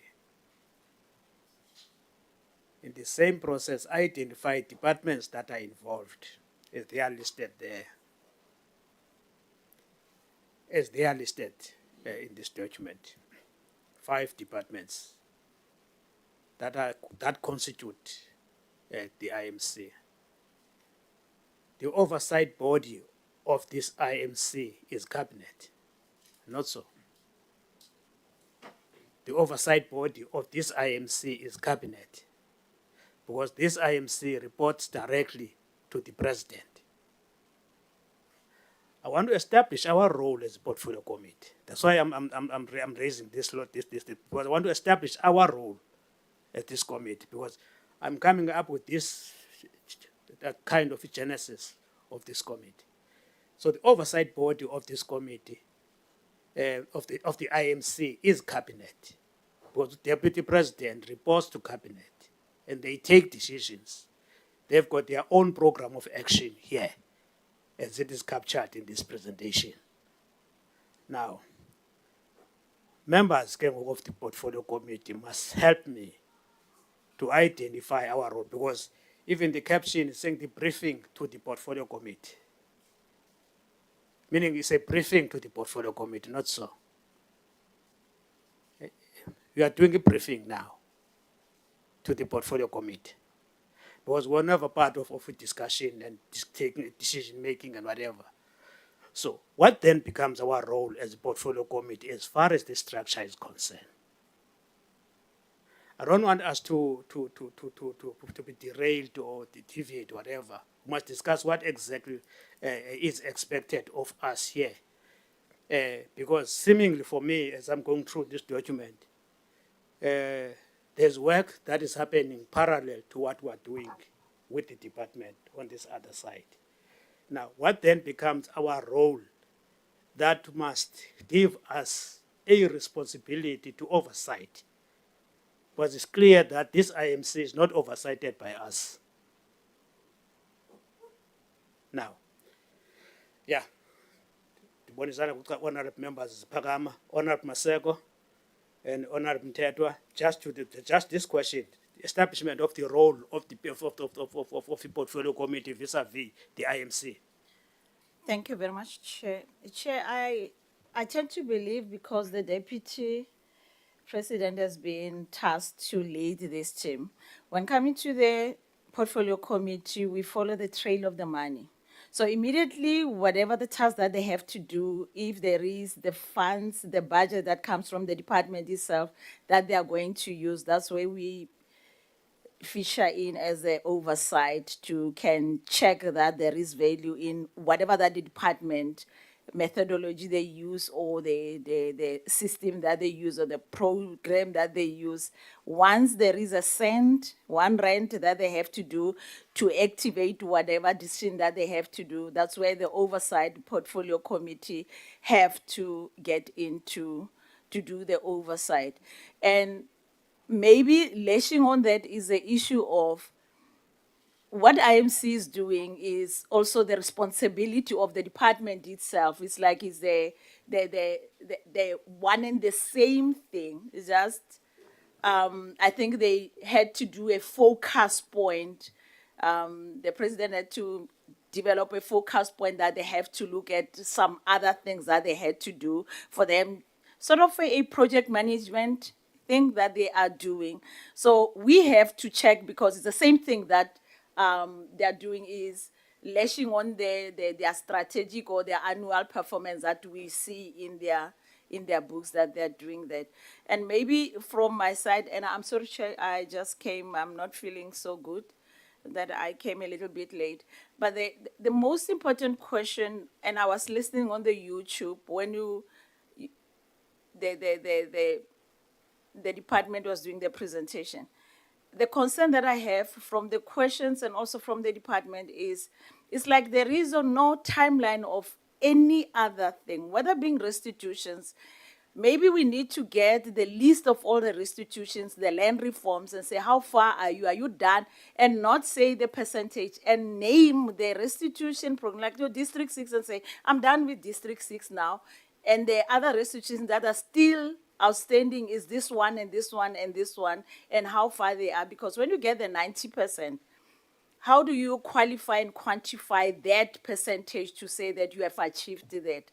And it makes us to look like we ask one and the same questions all the time as we interact with the department, that we don't see progress. And it might be there's a huge progress that they are doing on the land reform, but the way reporting comes, it ends up not us seeing it as the reporting talks to the percentage. There's no name. So if Matlodi is out of here, let it be Matlodi is done. We are done with Nana. We are done with Umatias. So we need to make sure that we get what is it that we are talking about, and where are we with what we expect. And it goes again, lashing on the APP, the annual performance plan. Let it be direct for us to can see that you achieved for this financial year or you didn't achieve, as we are going to talk to the budget. Thank you, Chair. Thank you, Honorable. Thanks. Chair. Thanks, Chair. Thanks that you asked this question, because when you read the title, it's a briefing by the IMC on land reform, which means there is a discussion that was done by this department, all of them combined. But when the department comes here, is reporting only on their line function, on what was discussed at the IMC, which is actually robbing us of now the opportunity to be able to interrogate the other line function matters that were discussed there, because they are limited now. They can't be talking about environmental affairs and tourism. They can't talk about arts and culture and all of other departments that are here in the IMC, or that should be here, because already we started on a footing that says they are missing departments. So already there's a limitation on what IMC, on how IMC is constituted. We have already identified fisheries and environment, minerals and energy. Those are all departments that are using land and extracting minerals and doing things there. But the reporting part of it does not come to us. So the likelihood is that it's either, it would be nice that we are reported here on this subject of IMC by the representation or constitution of the IMC reporting to this portfolio, if they want this portfolio to have something to say. Otherwise, it goes through land reform and it comes singular on land reform matters and they go back. But this IMC is broad, is bigger than land reform. And so you are not able to query. Like here, I noted a lot of points that I am missing. Link one, we are missing in the IMC minerals and energy, which extract minerals. Justice is there. And the question which land reform has no jurisdiction over is that there is traditional court system. When we are singular in this matter, we are only focused on the Western court system, whereas when you come to COCTA, we also have traditional court, which I don't know where does it fall now today, which is relegated from the court systems. You look at private sector. As we talk about IMC, there's private sector that is extracting and benefiting. They don't report to anyone because they are just benefiting from the spoils that comes out of all these departments. Then the terms that are used, equitable, there's no equitability there. Access, communal, economic is missing in even the bill that we're talking about, because the assumption is that there are others who deal with economics and communities that don't do economics, such that you make a bill that focuses on communities, but then void of economics of that community in this bill. Already the economics has been taken by private sector, and we are not able to have access to that. And the question is, this IMC, how far can they go in restoring some of the things that are falling outside the public sector but are in the private sector, which we need here for us to be able to go forward? So can we be given a full scope of what IMC has actually discussed, deliberated across all these departments, and then you bring a report so that we interrogate not a singular line function department, but a broadness of the IMC? Thank you. Thank you, honorable members. Department, look at the mandate, page 4, the mandate of this IMC. And that's why I'm raising this question. Page 4, mandate of the IMC. The Interministerial Committee was established to provide political and strategic leadership on land reform and rural development. Its role was to coordinate and oversee the implementation of cabinet-approved decision. Of cabinet-approved decision. Now, I was trying to cause members to pay attention to that mandate, so that we're not all over. This IMC is constituted by 5 departments. Outsiders like us, the portfolio committee, can add or have a right to have additional departments to what the cabinet has adopted. Because I want that clarity, which department is an IO, because minister would be forced to respond to this particular question. You are a lead department in terms of this mandate, the land reform. Now, we are in the process of splitting the departments. To what extent now this is impacted by this new approach of splitting the 2 departments? Because when it was established, it was 1 department, land reform, agriculture, etc. Now we are splitting, the process of splitting. To what extent has that impacted to your work? DJ? Thank you, Chairperson, and thank you very much to the committee, and also thank you for the questions that have been asked. I think the first point of clarity that I need to provide is, in the presentation I indeed made a list of departments, but I didn't give the full list. It was more example. As I explained initially, in the full report, if you go to page, and I can maybe just refer you to that, even on the first page, there's 15 departments. It's the department, the Deputy President, Minister of Agriculture, at the time, Land Reform and Rural Development, Minister of Planning, Monitoring and Evaluation, Minister of Cooperative Governance and Traditional Affairs, Minister of Trade and Industry and Competition, Minister of Human Settlements, Minister of Justice and Constitutional Development, Minister of Public Enterprises, Minister of Public Works and Infrastructure, Minister of Water Sanitation, Minister of Forestry. And I apologize then to the honourable members that I didn't list that up front in a table. It would have been a lot clearer. All right, so my apology for that. On the other matters, if I can proceed.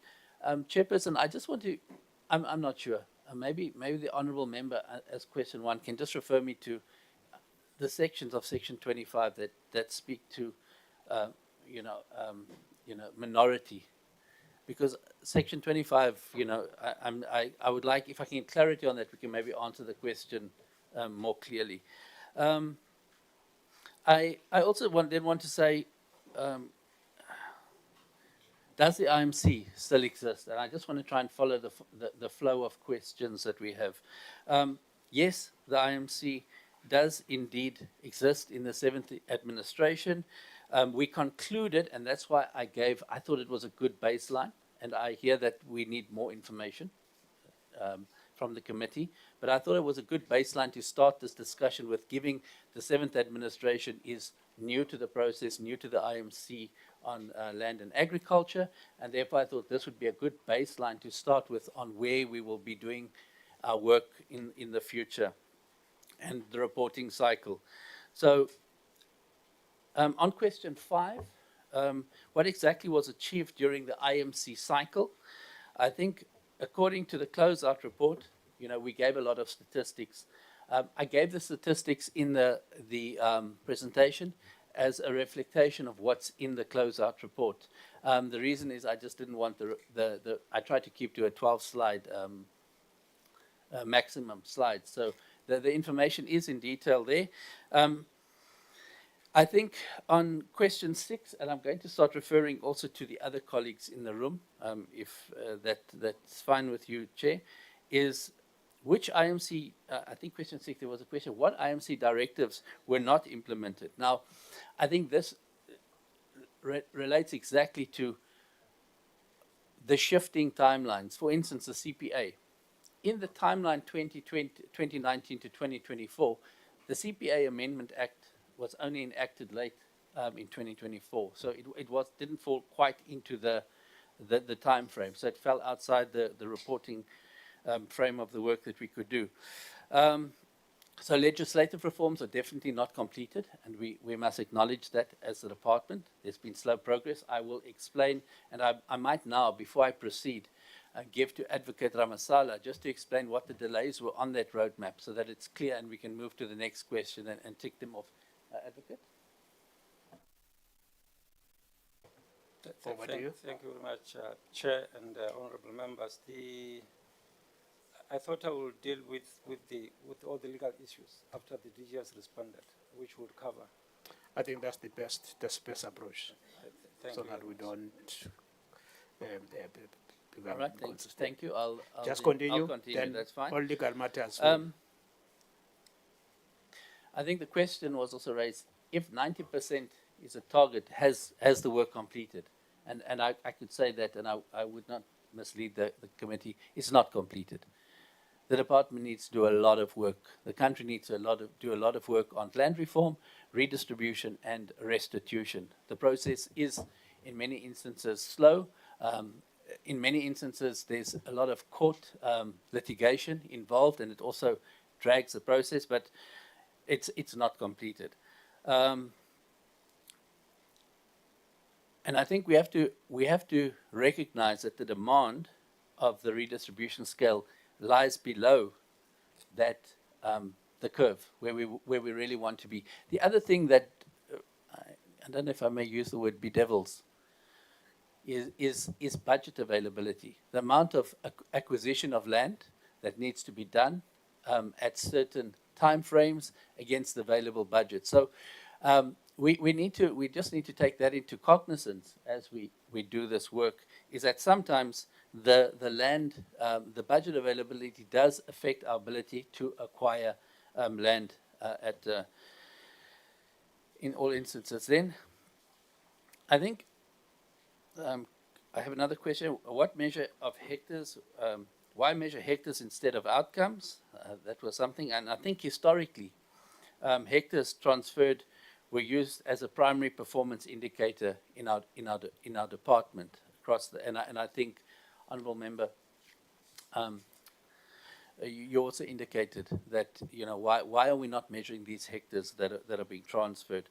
I think in the rural or the agricultural spaces of the country, hectares are sometimes easier to acquire in certain areas, large number of hectares. For instance, in the Northern Cape, the farms are big, the livestock units per hectare is very low, and therefore the farms must be bigger. Closer to the urban areas, if you look at in the Gauteng area and you look at the urban areas, the carrying capacity of the land is much higher, and we can have more livestock units per hectare in those areas. So sometimes, hectares can be a deceiving indicator in terms of acquisition. You can acquire a lot of hectares but not help a lot of people getting access to that land.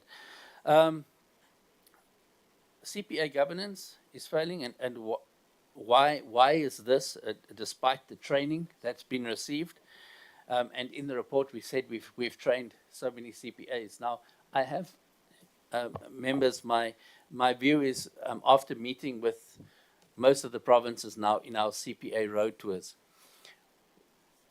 there's always a concern group with every CPA. Then we also have the CPAs that that are currently in power are sometimes new CPAs. So there's a constant rotation of members on the CPAs, new elections. So the training has to almost be continuous. I can indicate that I have made a proposal also to the National Skills Fund to support training of CPAs over a 5-year period. The details we will discuss with the Skills Fund, but the importance there is to get a big number of CPA members capacitated to be able to take up the responsibilities of the many community members that they represent. Why are urban claims resolved through financial compensation?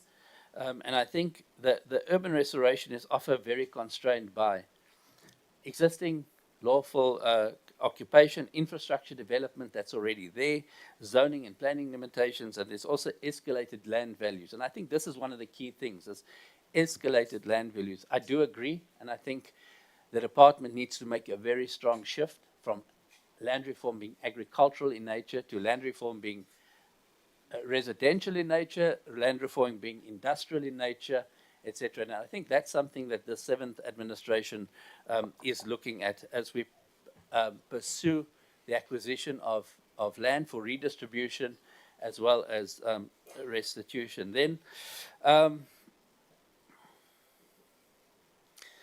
why? I think an important question is, why establish an IMC instead of focusing solely on land delivery, right?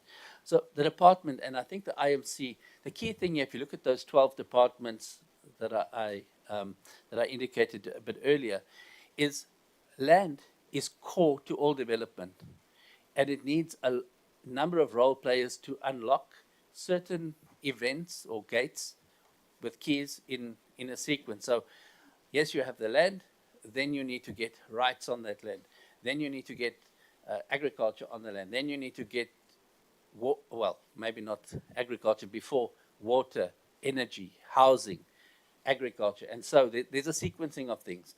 And the IMC, I think, really tries, through its work, is to break down the silos that exist in departments. And I think most IMCs work in that same way, is to have ministries available that can instruct their technical officials to work more closely with each other. So the IMC addresses cross-departmental coordination, and our department needs that. We do need close cooperation with water sanitation. We need close cooperation with cooperative governance, with the Department of Traditional Affairs, etc. The status on the equitable access to land bill, we'll leave that to the end with Advocate Ramasala. The communal land bill, I'll do the same. I'm going to also leave him with the one, what is the difference between the Expropriation Act and the Equitable Access Bill? There was a very clear question there. I'll leave that for Advocate Ramasala. Does current legislation overcome compensation? So, okay, this one is a bit, and I think this relates to the, again, to the expropriation bill, is that when we talk about Section 25, requires that equitable compensation be considered, considering multiple factors beyond just market value. I think that was that, where courts determine compensation in line with constitutional criteria, legislation operates within that framework, and any change in compensation principles would require constitutional amendment, and I think that's where we currently lie with those bills. There was a question on, okay, we discussed that.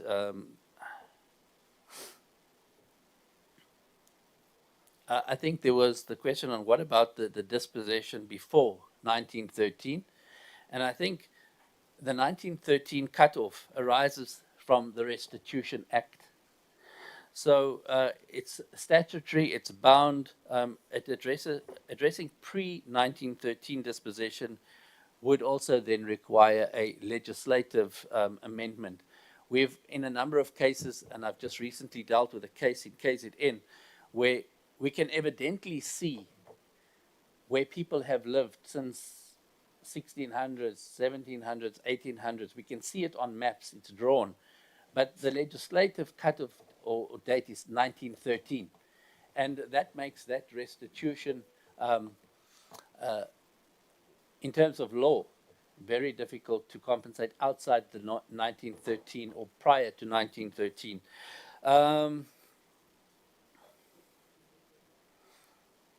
So I also just, I think I've been through a lot of the questions that have been asked. If there are any specific, I would like to hand over to my colleague.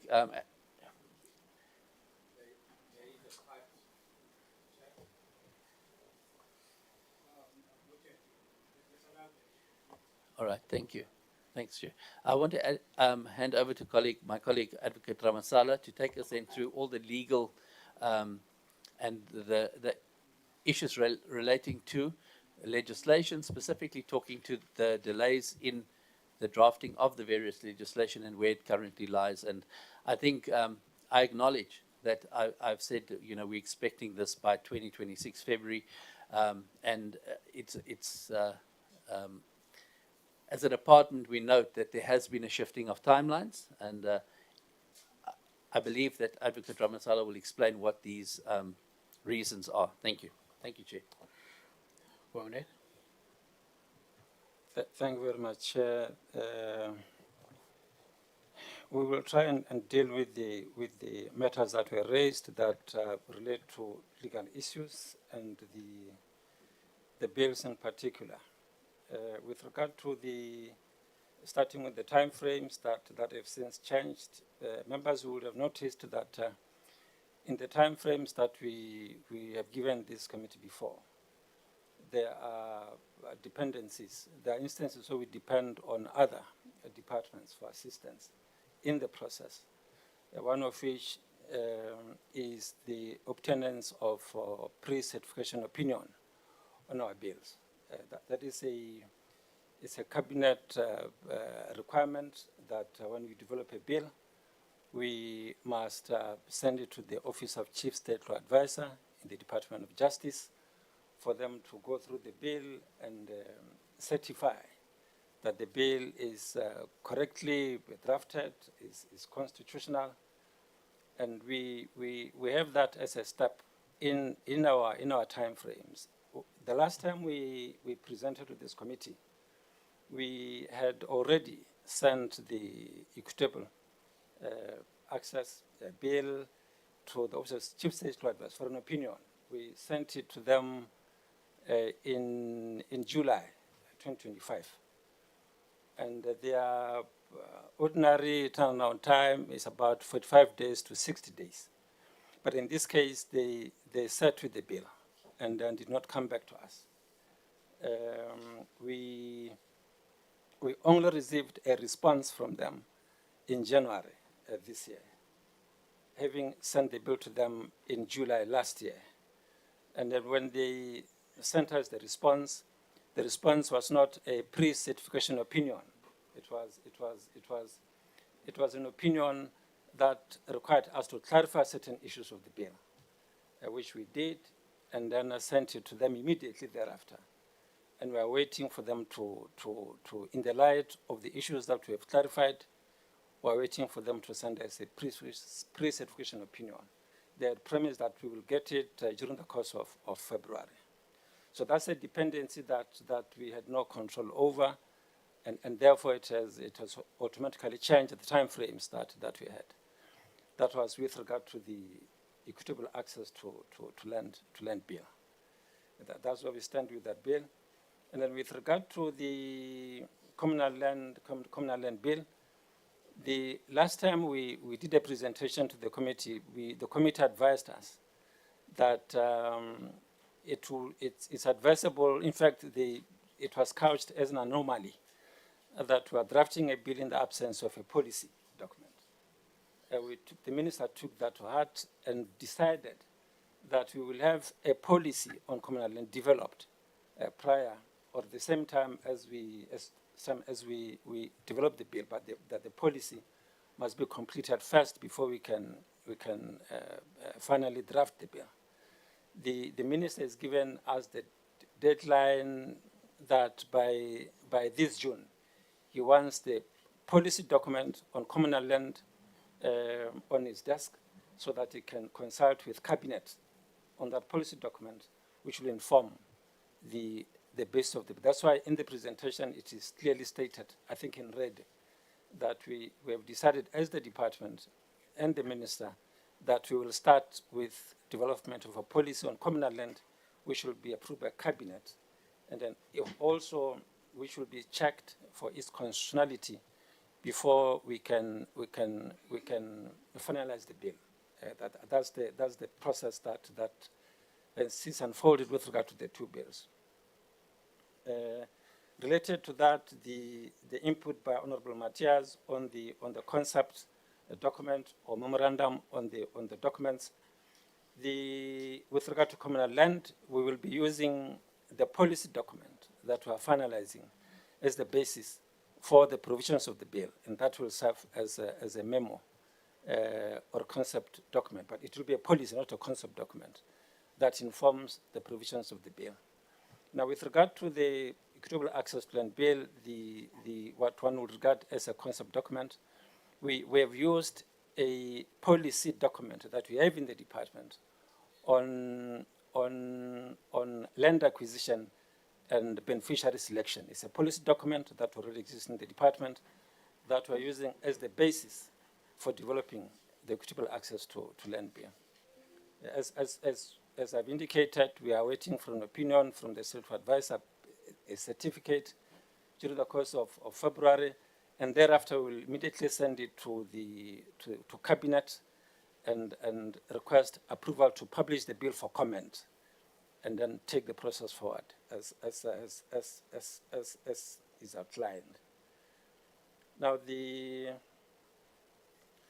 difference between Expropriation Act and the Equitable Access to Land Bill, the Expropriation Act is the one that has been spoken about. It's not a new act. Expropriation legislation is not a new concept. We have been having Expropriation Act since time immemorial. The one that has just been amended is the 1975 Act, which has been amended by the new Expropriation Act that has been passed by Parliament, and unfortunately it's being challenged, its constitutionality is being challenged, and therefore it cannot come into operation where we are at this stage. The difference between it and the Equitable Access to Land Bill, Expropriation Act deals with expropriation for a public purpose in general by the state, by the departments outside our department as well. You know, provincial governments, if they want to expropriate, they use the Expropriation Act. You know, municipalities, if they want to, they use the Expropriation Act, so for a public purpose. Now, the Equitable Access to Land Bill deals with expropriation in the public interest in particular. That is the state acquiring land for land reform purposes. And that's why it is a bill from our department that must deal with that specifically. And of course, in the Equitable Access to Land Bill, we are not reinventing the wheel on expropriation in general. We'll be expropriating land in terms of the Expropriation Act, but with regard to a specific focus on land reform as the department. And that's what the bill is written. On the issue of just and equitable compensation, I heard the member saying that the courts determined that in terms of Section 25, the Commission requires that as and when property is acquired, which is private property, there must be compensation.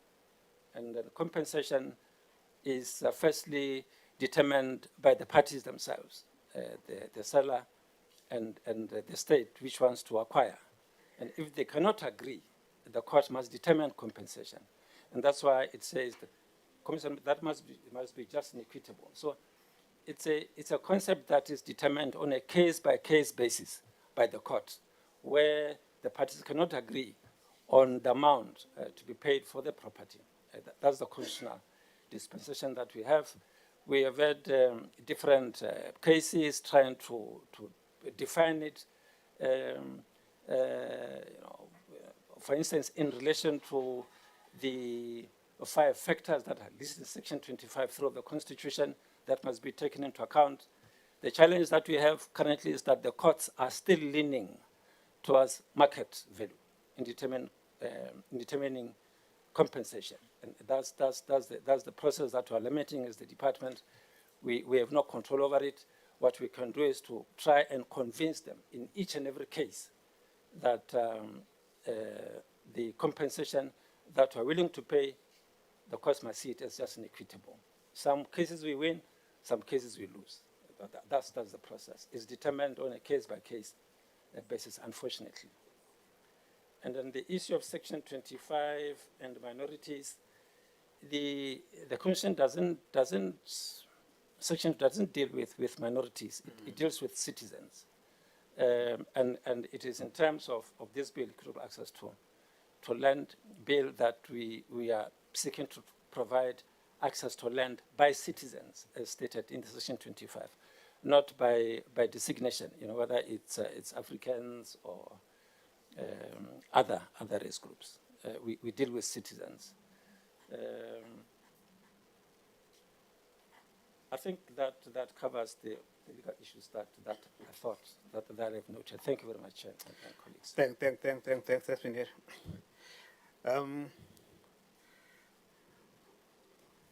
Yes, Mayor.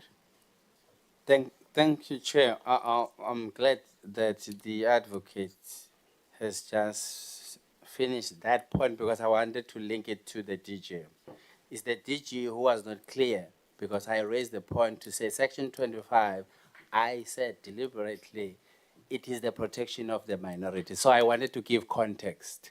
In law, we have what we call contextual interpretation of the law and textual interpretation of the law. So you read text, and then where text is limited, then you go to context.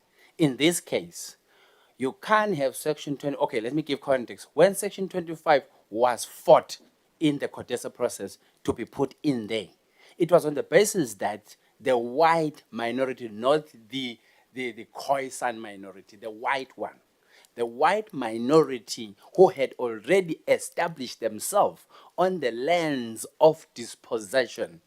Now they then said we need to put a clause that will protect properties and buildings and establishments that they've already established on the land of dispossession. Then they said it must be constitutionally protected. It is not blacks. Because when you read history, you need to understand the context. It's not whites who were dispossessed. So when the advocate is saying it's about citizens, no, I'm giving context. In the context of citizen, specifically white, because it is white who dispossessed black, and therefore now you can't be generic. Already we're sitting at a dispossessed position, so you can't be seeking to be protected on a position of already being dispossessed. So that's why I'm saying the context here is very clear. It's talking about whites. So then my issue is this one, to say, this government is very much of a lame dog. In 1913, the Union of South Africa was very clear. Remove blacks so that whites can stay. In 94, we are sugarcoating it, kids' glove, dealing with whites who dispossess because we don't want them to be disgruntled so that blacks can be given back what was taken. History is very clear. They took from us. And to be specific, Amakos, I'll give you context.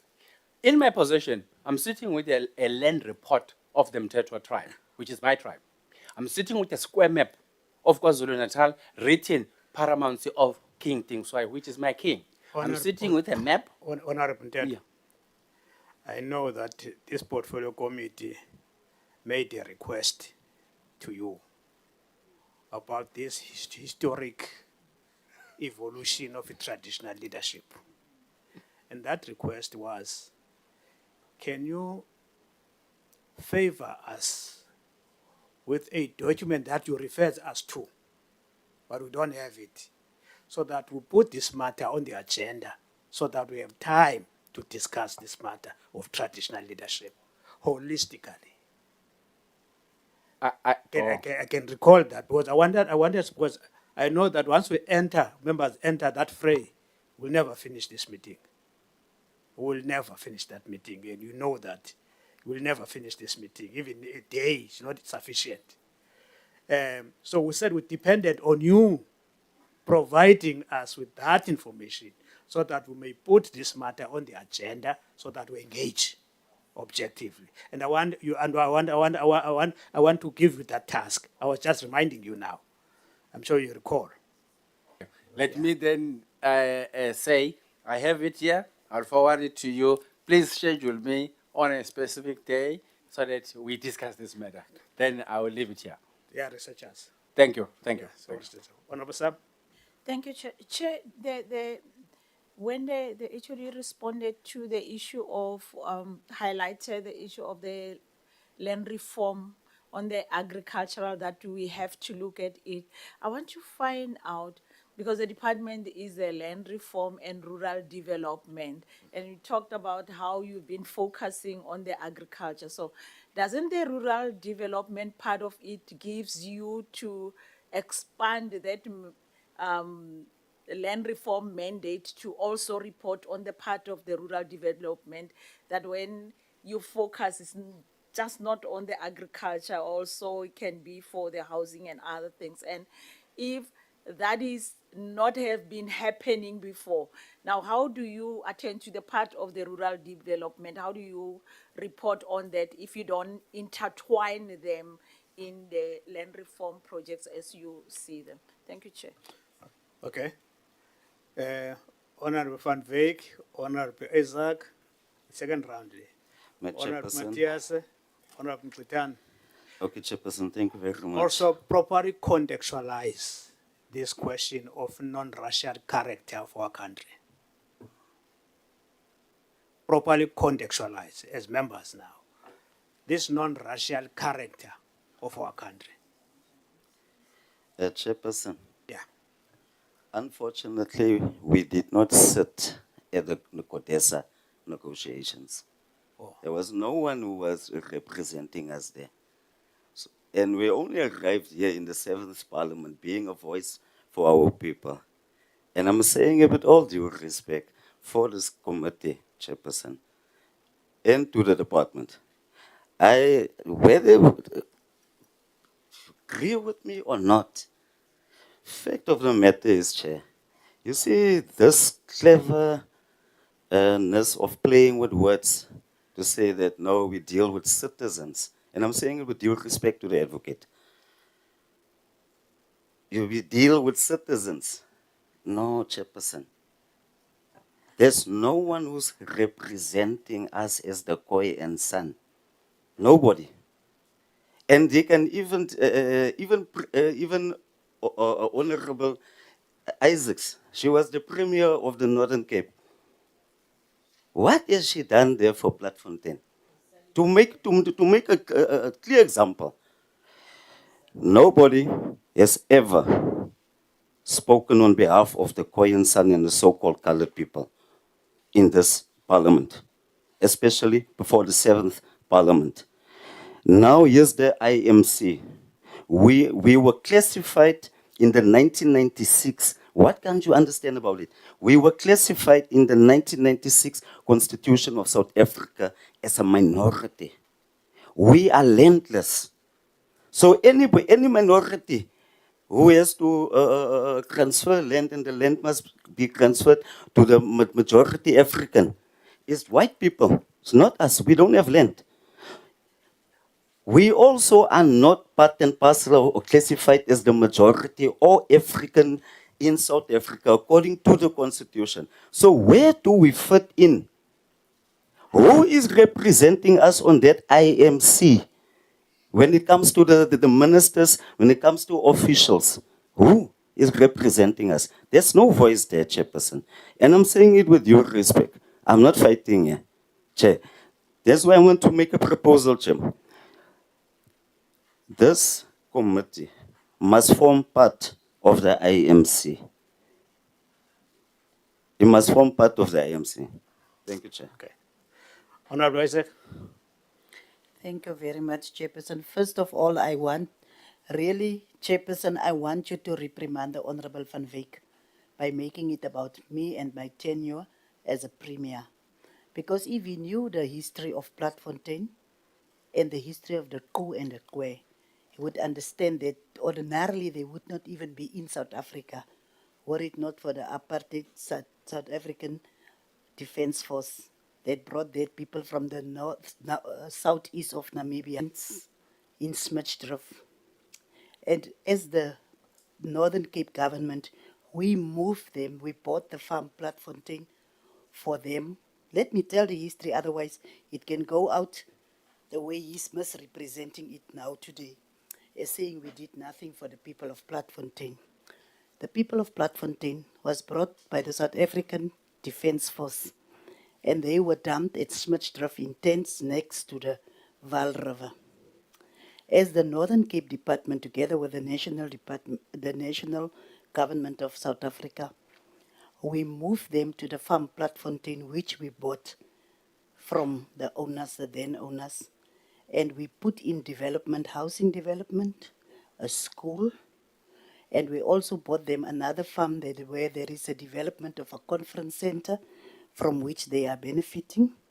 Unfortunately, the person that knows the whole history was one reverend from there. He died in a car accident. He would have been able to tell him if he knew the story. So ordinarily, the people from Platfontein is not even South Africans. Can I please raise They a were, point of order, Chairperson? If you raise Can a I point raise a of order, point of I would order? want to raise a point of order that he used The my name honorable in this member- meeting because the it was honorable not about members me. who's leading this committee now. It was not about That me. conference center, there's nothing happening there. It's At abandoned, the- it's vandalized, there's nothing If happening there. Honorable Van Wyk can just There's allow me, nothing that is he happening said there. we did The nothing fact and of I the was matter just. is the ANC Honorable has Van done Wyk can nothing be. for the people of Platfontein in the Honorable Northern Van Cape. Wyk, can you respect the Nothing. meeting? They've done nothing. Can you respect the meeting? Can you respect the meeting? Yeah. And you will have to be, because I'm taking exception.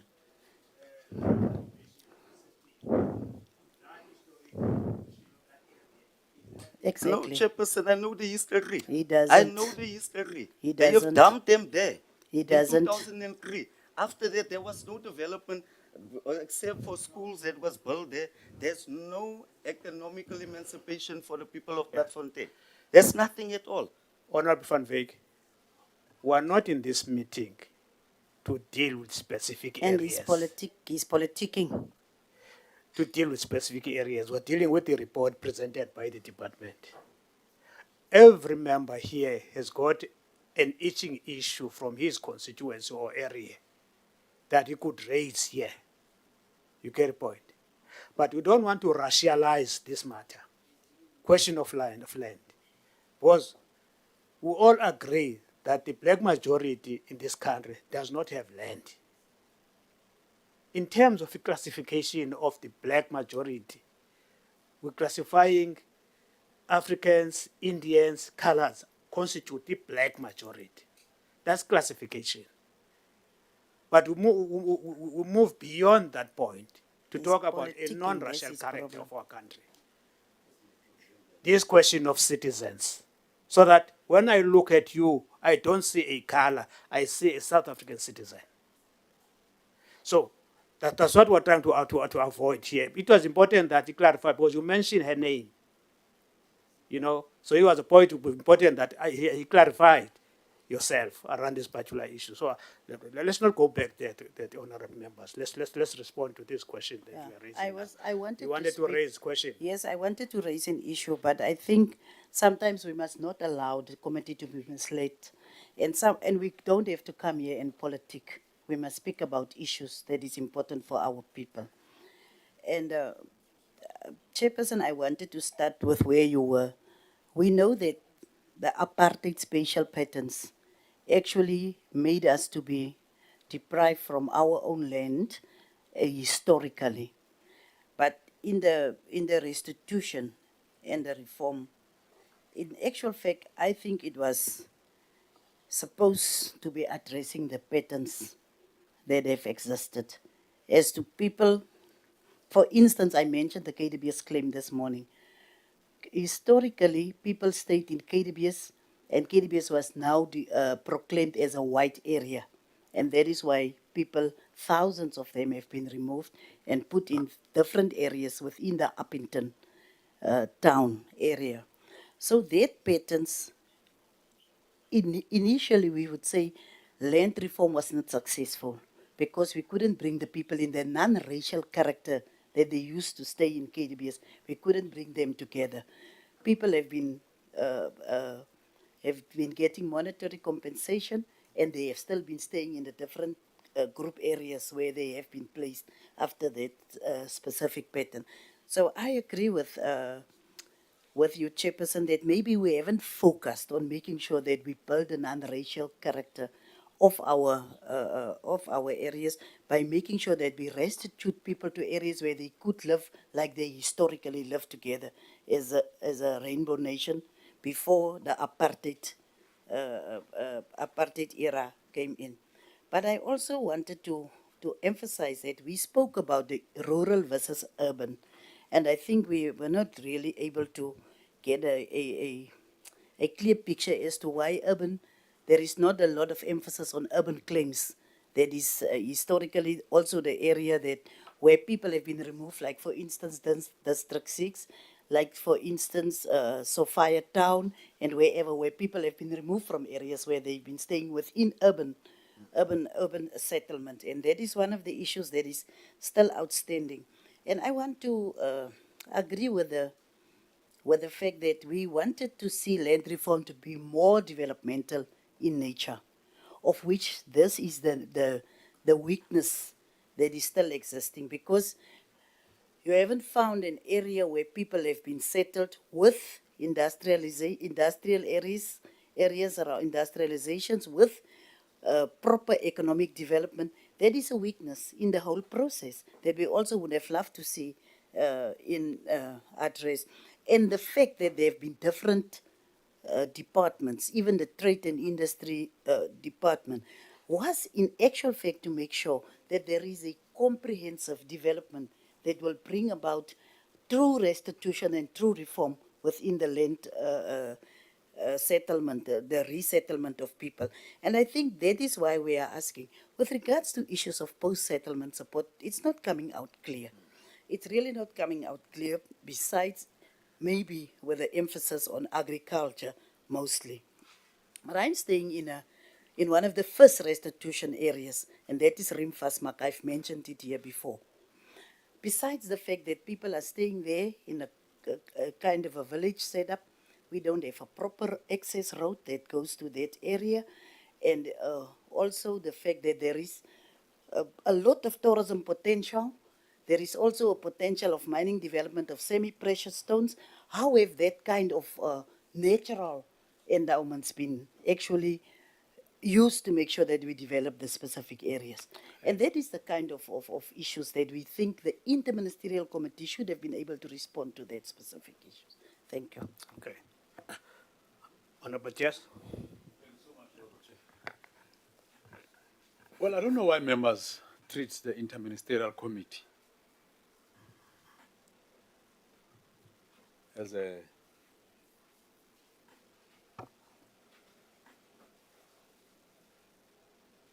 crisis or a problem or a hindrance. It's a mechanism for the executive to coordinate its activities interdepartmental.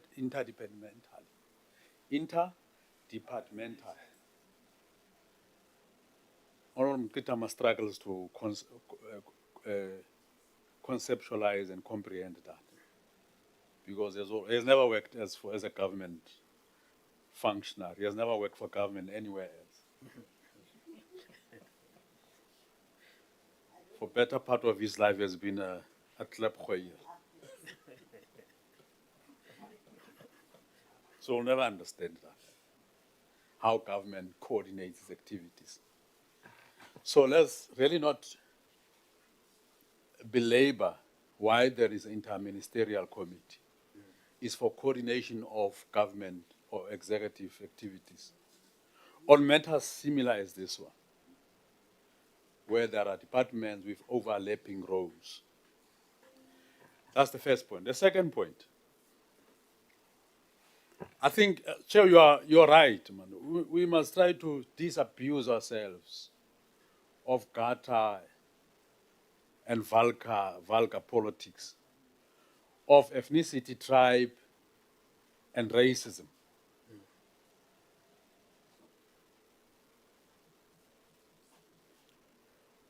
Honorable Sentis van Wyk and I are from Bloemfontein. I'm from an area called Onverwacht. He and his type there in Bloemfontein likes to mock us about Jelle plus over van Onverwacht. Jelle behoort hier in Bloemfontein. Jelle behoort daar aan de kant. So he's from an area called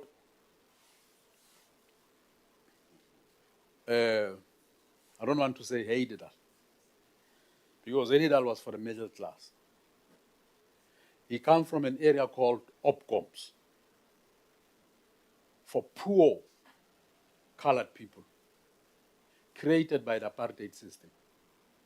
Opcoms.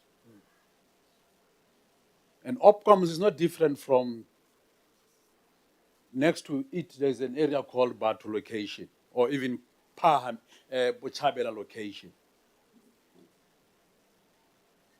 where the founder member of the ANC, Thomas Mapikel, lived. And not far from where he grew up, there is a late leader of the ANC, Tony Mare, who was at Codesa. And he says that he was not at Codesa and he was not represented there. And Tony Mare was at Codesa. He may not be happy with the outcomes of the discussions of Codesa, because at some point he left the former liberation movement and contributed in the formation of the economic freedom fighters. His fighting spirit fights forever. He knows Uncle Tony Mare. He and him are proud of his contribution in the struggle. And we accept that he represented us very well at Codesa, with all its limitations and all the problems that are associated with that process. But it would be unfair to say we are not represented there. And your characterization of the National Democratic Revolution and how it views the oppressed people, the correct one. And I don't want to go back into what you said. And that's the understanding of what the National Democratic Revolution seeks to address and achieve. So let's avoid gata and vulgar politicization of the problems of our people. We may, of course, have differences within and amongst the people's camp, but let's avoid vulgar and gata politics. Lastly,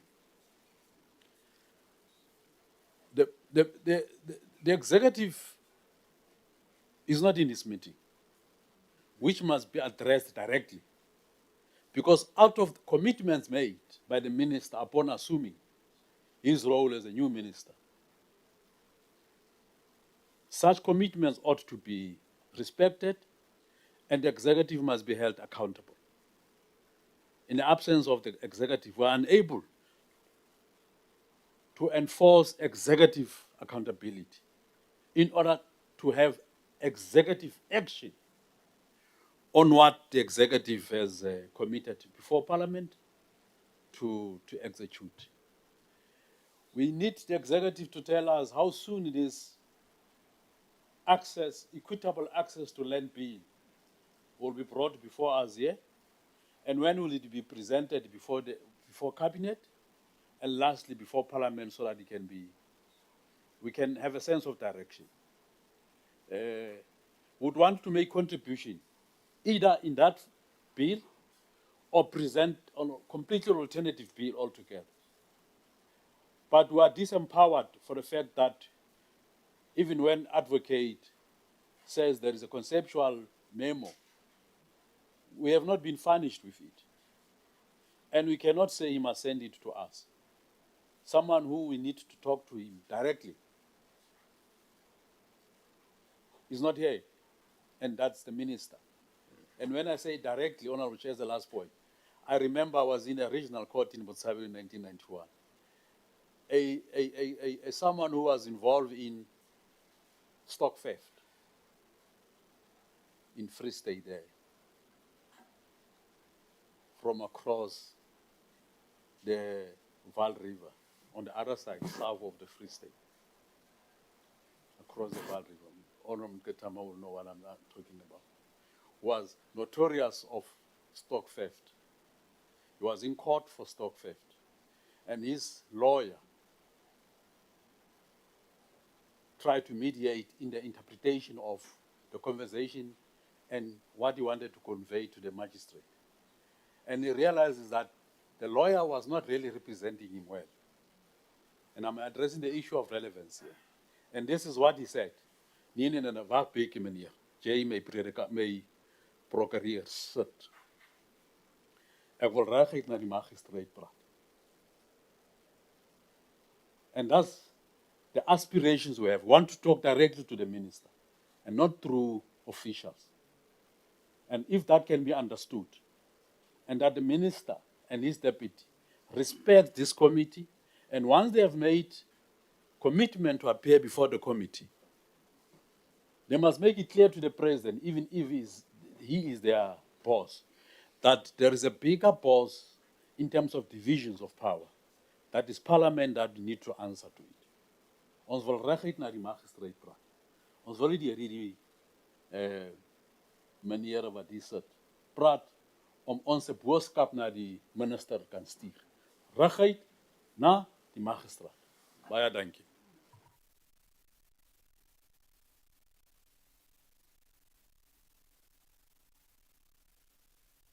Chairperson, thank you so much.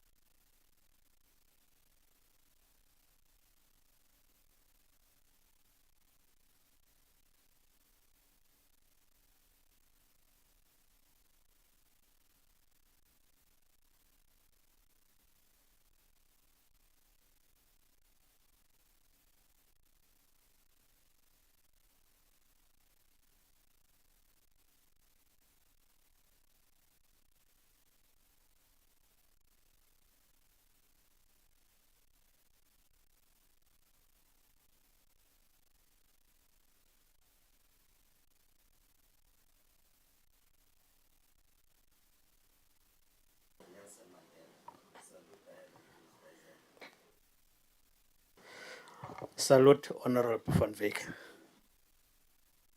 I appreciate your vigilance. But we've got a task here of causing a department to account to us. So a debate cannot continue amongst ourselves perpetually. It's the department that must respond to our questions. Yeah, I recognize you And I recognize Honorable Adams. Thank you, Chair. Let me start by saying I fully endorse the Klep-Hoyer motive. We will not be honorable members today without the Klep-Hoyers. We pay tribute to Klep-Hoyering. It's a very good thing. It must come back, in fact. Maybe even the land will return quicker. Chair, I also pride myself for not ever having worked for the neoliberal, neo-colonial state, which teaches people all manner of bad things. Now, my question, Chair, this conversation about just and equitable compensation must be resolved. We can't have a situation where it's a piecemeal, case by case. There must be a clear framework of policy. What is meant by just and equitable compensation? And as I say, right now, the status quo is that the appeals court on the Caesar case have determined that just and equitable is the market. Now, you have the Office of Valuer General, which may do some things, try to, remove here and there. But that decision is available to be challenged in court. And once it goes to court, the court is going to follow the Caesar case and will be sitting exactly where we are with the matter of just and equitable being equated to the market value. The market determines, by and large, what happens. So all these amendments finally are going to come to this big question. And until we address that, and that is a constitutional matter, the Constitution must remove just and equitable compensation as it is currently framed, so that we can have other mechanisms to value land when it is redistributed. Right now we are stuck. This is my argument, that we are not going to make any more progress than where we are. Then, Chair, there's a housekeeping matter which relates to the proposal made earlier by Honorable Nana with regard to the methodology of engagement with the department. We must resolve that, because I seconded that motion. I thought I did respond to that motion, to your motion, accepting it in principle. But I further said, let's wait for the chairperson of the portfolio committee, who's going to share all the sessions, so that it's become part of a discussion as what dividing minutes, etc., etc. But in principle, we don't have a problem with that. Yeah. Honorable Adams? I think they're marginalized on this guy. Thank you, Chairperson. Chairperson, I don't want to go back on the issue of Honorable Van Wyk, but I think Honorable Isaacs reserve an apology for him, because he can't bring the past into what they are planning to do as the Khoisan and blame her for any mistakes that has happened after her time as a premier. Thank you, Chair. Chair, I was not here when my questions was answered, but I pick up that the 90% not completed. Now I wanted to ask the department, any reasons why the department did not achieve the 90%? And then, Chair, the major problem of this PC is largely around fiscal constraints. What is the IMC immediate and long-term plan to overcome these challenges, as both the land reform and rural development remain key and urgent priorities? And what is the actual or overall budget for implementing the mandate of the IMC across departments?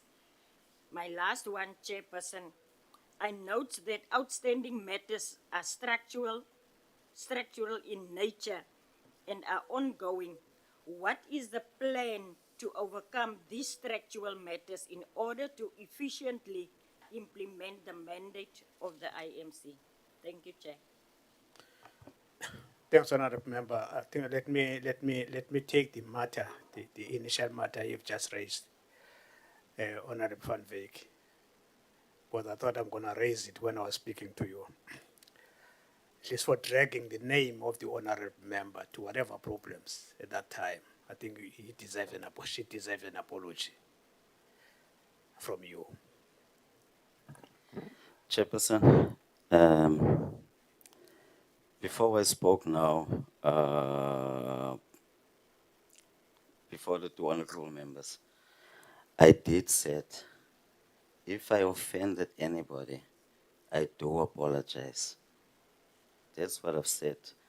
But how I was raised, never mind, I don't suffer from H-nism, but how I was raised, nah, I can see I have offended Honorable Isaac. She's an elder, and I would like to apologize for taking her on. And what I've said, it was in the moment, and I didn't mean to offend her on a personal level. Okay. Thank you. Thanks, Honorable Van Veek. I'm sure Honorable Isaac, you're accepting the apology.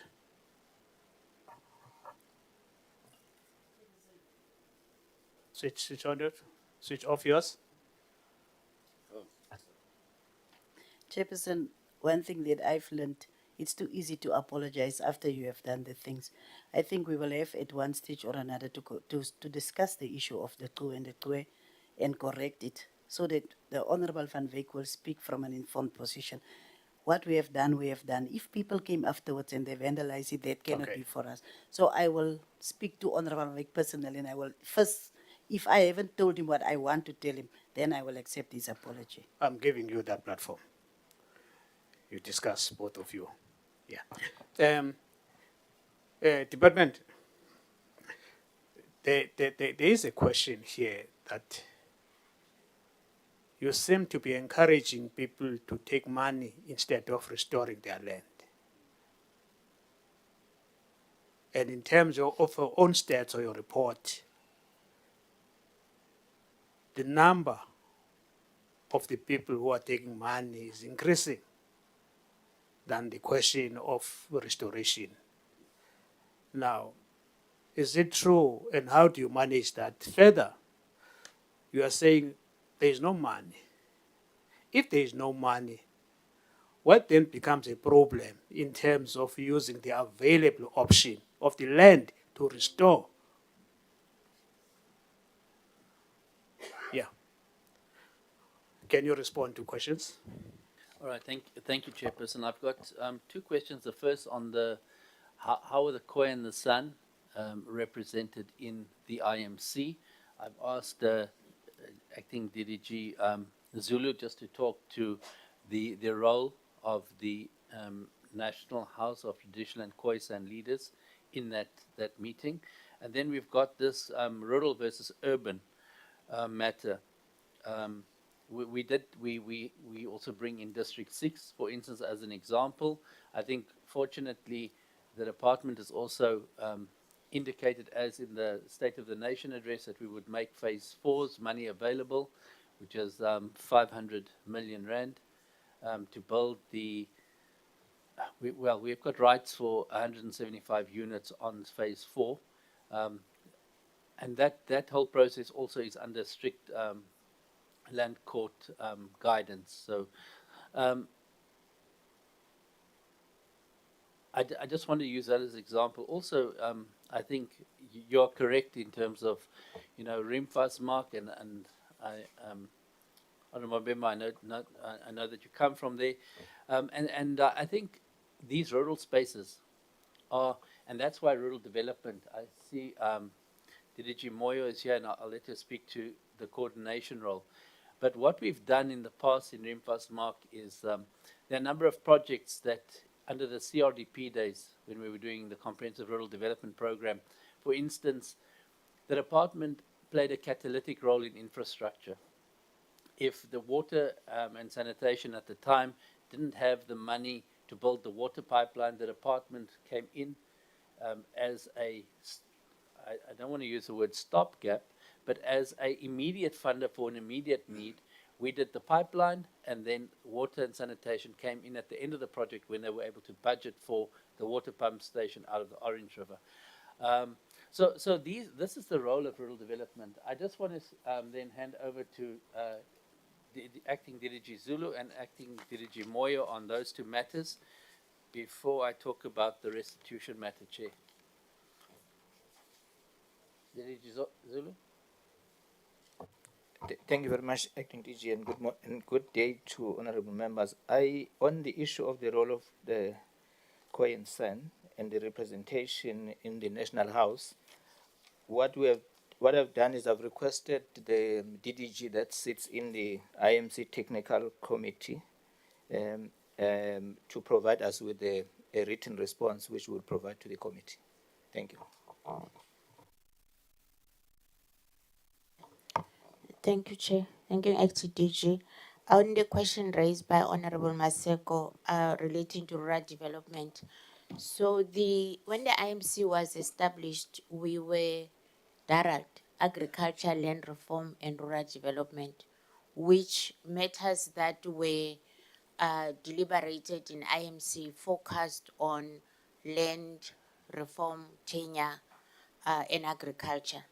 And if you look at the strategy of rural development, it's got 6 pillars.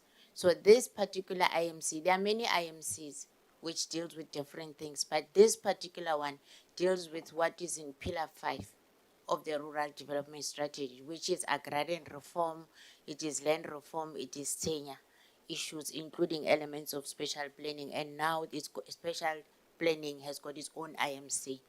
So I think it was purposely to deal with issues of fast-tracking release of land, and it also found that other departments are holding land and it's difficult for them to release it. So this IMC has served as a way of unblocking those. And I think from the report on the close-up, you could see the achievement of some of the land that was released. So rural development, I think with what we had presented it's multi-sectoral. It is not only land and agriculture, but it speaks to infrastructure. And the point that acting DG raised around catalytic project, we still do that. With municipalities that says my MIG does not assist me to deal with this water pipe, in our current infrastructure project list, we still help municipalities where they are not able to provide that service in line with the CRDP. The Comprehensive Rural Development Program. So we report on infrastructure, we report on LED, but in this particular point on the matter on the agenda, it's our pillar 5. And members, I think you have seen the report of the 24-25 financial year. We are busy compiling for 25-26 on what departments have done in each one of those. Thanks. Yes, Honorable Maseko, follow up. Thank you very much. I think that's what I'm trying to find out. Like on a pillar 5, we talk about the land reform, which is the agriculture, the land reform itself. Where is the infrastructure that you contribute helping the municipalities? But what is the intention? It's what I'm trying to find out, that you talk about the land reform to reach the certain percentage of doing the land reform. There's no way where you talk about the special planning that you can say that it dips into the core of the rural development. What does it mean? Unless the interpretation is totally different. If I may, Chair. Continue. Yes, just to say, if you, Honorable Member Maseko, if you look at the close-up report, it speaks about land reform for all use. So it is agriculture, it is human settlement, it is all use. So that's why you have all these departments.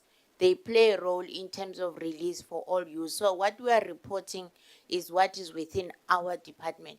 Because IMC is led by the Deputy President, every minister accounts on their area of work, but the report itself gives you a good sense on this land for different use. Including agriculture, including human settlement, including industrial use, including public good. it's all in the, I think maybe the presentation was shortened to our mandate. But the report itself that the acting DG has made available does give you a sense on land across, because we are not the only department that deals with land. You would know Public Works owns land, and they also have their own report on how they've released land. Department of Defense, you know, they hold land. They also are brought on board to ensure that that land gets released. So are all the other state entities that hold land. Thank you. We do have a decision as a portfolio committee that says land audit across must be presented to this portfolio committee. And the minister made a commitment to actually follow up on that. And that's a matter that we are waiting from the minister or department. Because we did take that decision here, that instead of listening to these pieces, small packages of land from all over, do a proper audit. And that's the decision of the portfolio committee. I don't want to rehash on what we've debated already. Honorable Adams. Thank you, Chairperson. Chairperson, I just think now, yesterday we have a meeting and we heard about the split and everything. My question will be to the department, was there any or are they intent to sign an MOU between the two different departments? Thank you. DG, conclude your responses. Yeah, all right, Just thank you. conclude the Thank you, responses. Chair. I think in terms of, let me just go to the last question, Honourable Adams. I think the MOU has been concluded between the National Department of Agriculture and ourselves. It's a working arrangement to help with the split. It also creates certain abilities for us to support each other in finance, in ICT, in any other matters, in HR-related matters, specifically where matters aren't concluded yet as Dalat. What we're doing with all the HODs of the, and it was agreed at our MINMEC recently, is that we are signing cooperation agreements with the provincial departments of agriculture and rural development in the cases how they aligned. And the importance of this is to make sure that the department has a very strong working relationship where land relates to agriculture on the ground. We do see ourselves as the department that has to return land. When we return land, we obviously know that many of our beneficiaries don't have any resources to work that land. And that's why we make available various programs to do that. But once that process ends, the land has to function well into the provincial system and the local system in order for it to get sustained and renewed support over time. Because the dispossession of land is one thing, but it's economic dispossession that's taken place. And that economic dispossession, a few 30-year periods to rebuild that the status of the communities that on this land. So that's on the one thing. On yeah, I think I'll leave that at that. The other item that I just wanted to speak about was why do communities take compensation instead of land restoration? I don't think it's a policy of the department to convince any community to take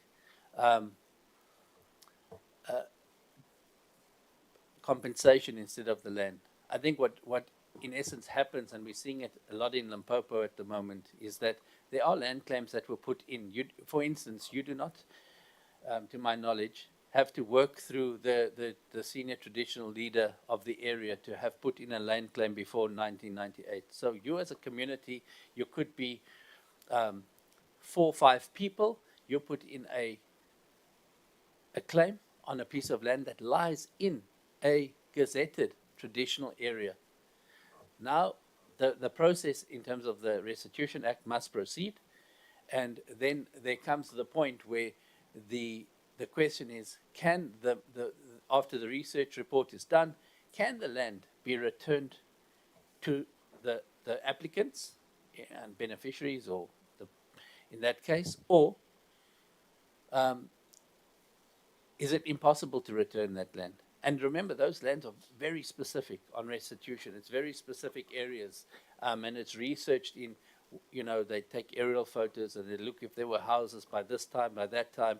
And so that the position of the department is obviously, first prize would be to restore the land. Second prize is to take compensation because the land being allocated back to a communal property association or a beneficiary group because of the nature of who oversees the land versus who's the subjects on the land, etc. So this is a very, very complex, and I think this also leads to the heart of the bills that we've received today, is the disjuncture of view between the ownership of land at a constitutional level. So, Chair, on that, we can also make those figures available to yourself. I'll undertake that we'll say there's a historic breakdown of per year, how much land was allocated, and has there been a change in the pattern of initially everybody was taking land and now we see people are taking compensation instead of the land. Thank you, Chair. I think in many cases it's a case-by-case basis. It depends on the specific situation of that community. Yeah, that's all. Those are all the questions I believe that we've answered now. Thank you, Chairperson. Is there a specific budget for this IMC? The budget for the IMC, it doesn't have a budget. It's a coordinating. So it runs within the budget cycles of all the various participating departments, the 12 departments. This includes minerals and energy that are also included in there now. So no, the departments are funded budgets that come from the fiscus. There's no specific additional budgets that come to the IMC, Chair. Okay. Honourable members, I want to pass now so that we are running against time now. I think I've been fair to give you more than fair. As a new chairperson, I was trying to be more fairer. Please reserve your questions now. Yeah. Can we then, because we were focusing to this report, and I think we got responses. Surely there are political issues that members have raised that would need the attention of the minister. Hence, a decision is taken that we write a letter to the minister. I'm not sure Wednesday whether is a suitable day for this minister. Because even if he's present, he would just be present for a short period and rush for a meeting of the executive. And I'm not sure how do we deal with that dilemma, because Wednesday we know that the cabinet is sitting, and we also need, because our slot is on Wednesdays, and therefore our expectation is that the minister must lead his delegation to the portfolio committee, and I'm not sure how do we balance, how do we manage that, because it's clear for me if it's like this, we must always expect the apologies. And I'm not sure, Honorable Nana, how do we deal with this particular matter. And I'm raising this not because, but I'm sensitive because it's frustrating to be in a meeting where it's supposed to be led by ministries and they are not here. But some of the political questions really need their attention so that they respond and we talk to them, not to the officials only. I know this decision was taken even in the last meeting, that the minister must be present. And here we are today. So I'm saying, I'm not sure, maybe those who are coordinating would say, how do we manage this question? It's a question of managing time now between our own slots and the slots of the minister on Wednesdays. If there's a possibility of shifting our meetings to be on the other day, I'm not sure. But currently, it's clear that the meetings are clashing. And we'll always have this matter on the agenda. If there's an advice, members, you could vent. But now I was just saying, take note of that so that at some stage, whether in the presence of the minister, we discuss this particular matter. Yes, ma'am. Yes, Chair, it is a question of separation of powers between the executive, the legislature, and obviously the judiciary. I'm just putting it in because that's in public management, that's how we classify them. Where in these spheres, then you have what we call the programming of the activities of the spheres or tiers. Yeah, I will use the term tiers of the tiers of government, wherein when cabinet do their programming and planning, they need to actually engage the legislature and then synchronize. So it's a synchronization because what it speaks to in this one specifically, this minister is a solo minister who occupies the legislature and then now having a cabinet position, which then means he is splitted. But as a matter of principle, it's a separation of power issue at a programming level. And then we must decide who must succumb, the cabinet or the legislature in terms of programming. And if we can zoom into that, it will give us a solution. Thank you. Okay, Honorable Nana. Yeah, thanks, Chairman. This has been a long-standing problem. For colleagues who have been in Parliament, we will attest to the fact that in all committees, this has been a problem. If a committee sits on a Wednesday, it is an issue. In the 6th Parliament, I also sat in the Select Committee on Public Enterprises, and we had running battles with Minister Pravin Gordhan. May his soul rest in peace. We had running battles with him precisely on this issue. So my suggestion, Chairman, is that we can't resolve it in this meeting. It has to be a decision taken elsewhere. I suggest that in one of our upcoming meetings, we should rather have an item about this matter on a standalone item, and we come up with a resolution as the committee, and then the chairman can then take it up with either Honorable Frolik or whoever is a relevant authority on this matter. Thanks. Yeah, let's note the two proposal suggestions. Because we want to have a permanent solution on the matter so that we don't discuss this matter every day we're in a meeting. It's clear that we can't resolve this particular matter here. We'll take up this matter. Maybe our next meeting, it must be a slot so that we deal with it. We've come to the end.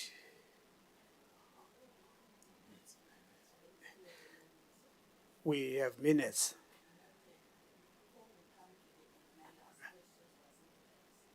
Okay, what was it? Can you remind it?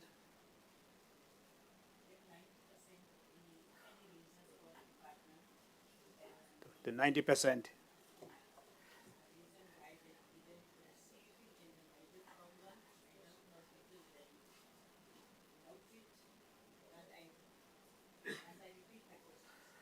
I'm sure they heard you.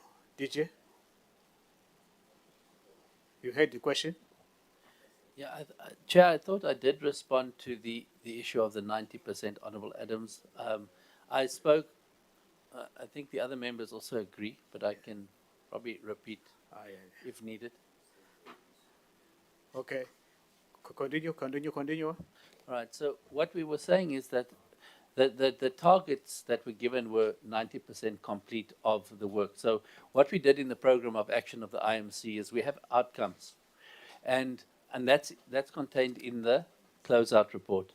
Now, whether it was 90% of the work that the IMC was focused on, of the outcomes of the 47 targets that were there, to say we've dealt with 41 out of the 47, and we agreed, I think in the meeting also, that not all of the targets were complete. For instance, the one was a shifting target on the legislation that kept on moving, and therefore, but generally when certain items that came out of policy decisions of cabinet came onto the table, those items were then dealt with. And I think there is also a detailed list of those items that we can make available to show what the 90% is. We're not saying it's perfect, but we are saying that the period did show some improved coordination between departments, because these are those cross-cutting issues that we try and solve. I think, anyway, let me not make no further statement on that, Madam. Thank you. Yeah, I'm sure you've captured. Honourable members, there's an opportunity when the Prime Minister is present to pose such question to the Minister. But there are serious political questions that were raised here. The snail pace and the technical nature of this program of land. What is more frustrating, and I refer to the book of Untitled on this question of land, and it's highlighting that the primary problem, challenge that South Africa is confronted with is that it has reduced this debate of returning land into a technical exercise. And I did raise at some stage that Namibia was following the same route of South Africa, but midstream they abandoned that route. The new president of Namibia said, no, this thing is too expensive for us, and you can't deal with this particular matter. We'll return the land. And they are in the process of returning the land now. We are following all these workshops, technical, they are returning the land. They're in that program now of returning the land for Namibians.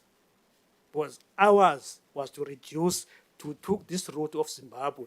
Was Zimbabwe before it was frustrated? It was frustrated by British because they were flooding in Zimbabwe with workshops coming from Britain to say this and this and that. But midstream, Mugabe took a decision to say our land will never return. Let's take a shortcut. And they took that shortcut. Unfortunately, they were punished for that. They were punished, and that's the road we don't want to be selfish on. But I'm saying, a question in return of land, must do away with these technicalities, because these technicalities are too costly and too expensive. Land return in South Africa is very expensive, because we seemingly we're buying each and every hectare that exists in this. We're buying each and every hectare, and we don't have the budget for such.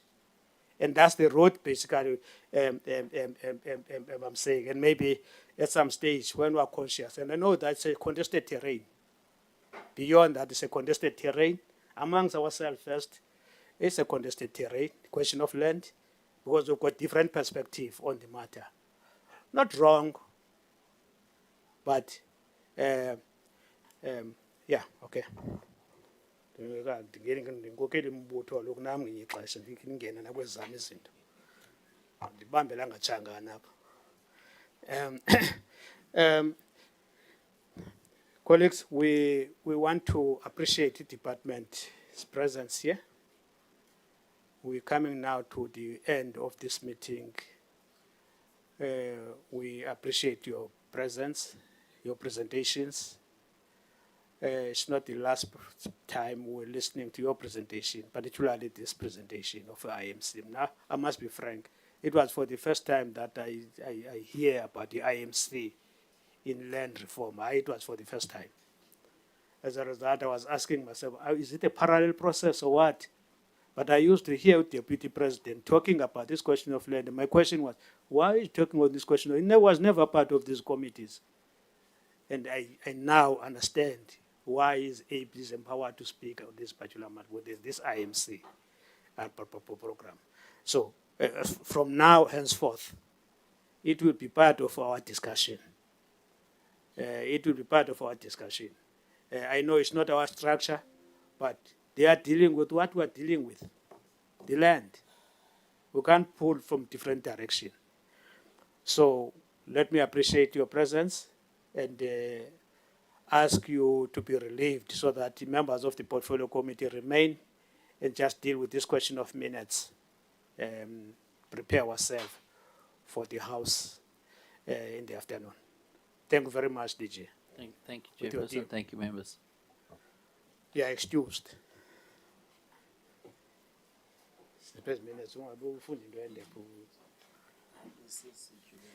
Circulate.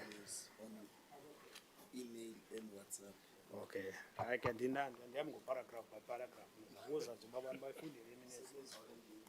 Yeah, The minutes of 28 January. 28 January. Yes.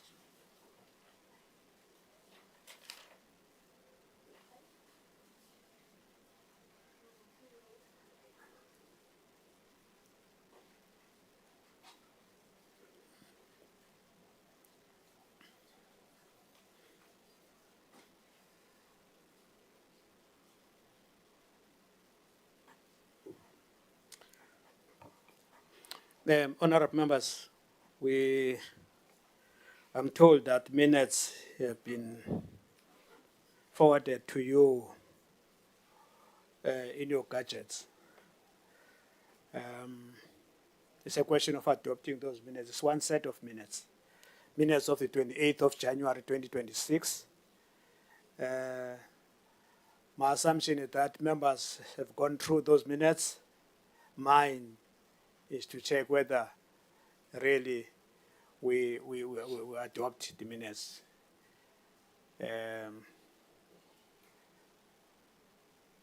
Is there any clarity as far as minutes are concerned? Are there clarities from those minutes? Are there clarities, honorable members? If there are none, can we get a mover for the adoption? Ndiyayazi laa nto tsibela igadget uqala ukukhona uzazijonga ngoku minutes. But ayo problem loo nto leyo. Uyazijonga naxa kusitadoptile. No clarities. Can we get a mover, honorable members?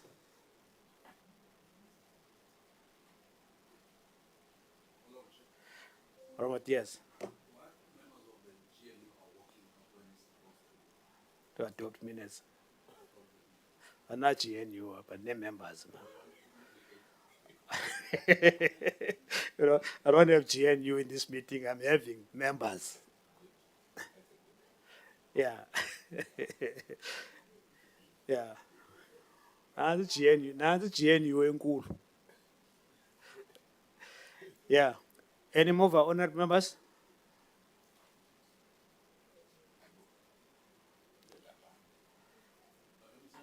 Honorable Ndalan? Honorable Ndalan moves. And the second there?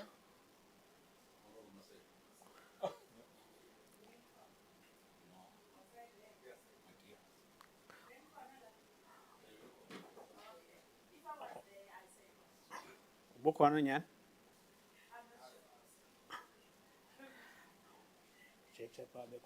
Yes. No. The second man is accepted. You're covered. Yeah. Honored members, we have noted what you raised here. The chairperson, the proper chairperson of this committee will deal with those matters. Yeah, so, yeah, we still have time.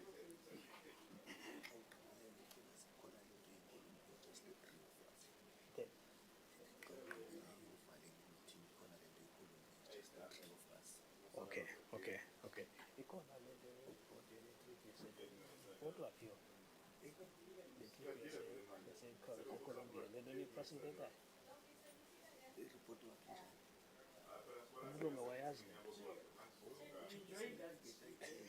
Okay. No. Honourable members, the meeting stands adjourned.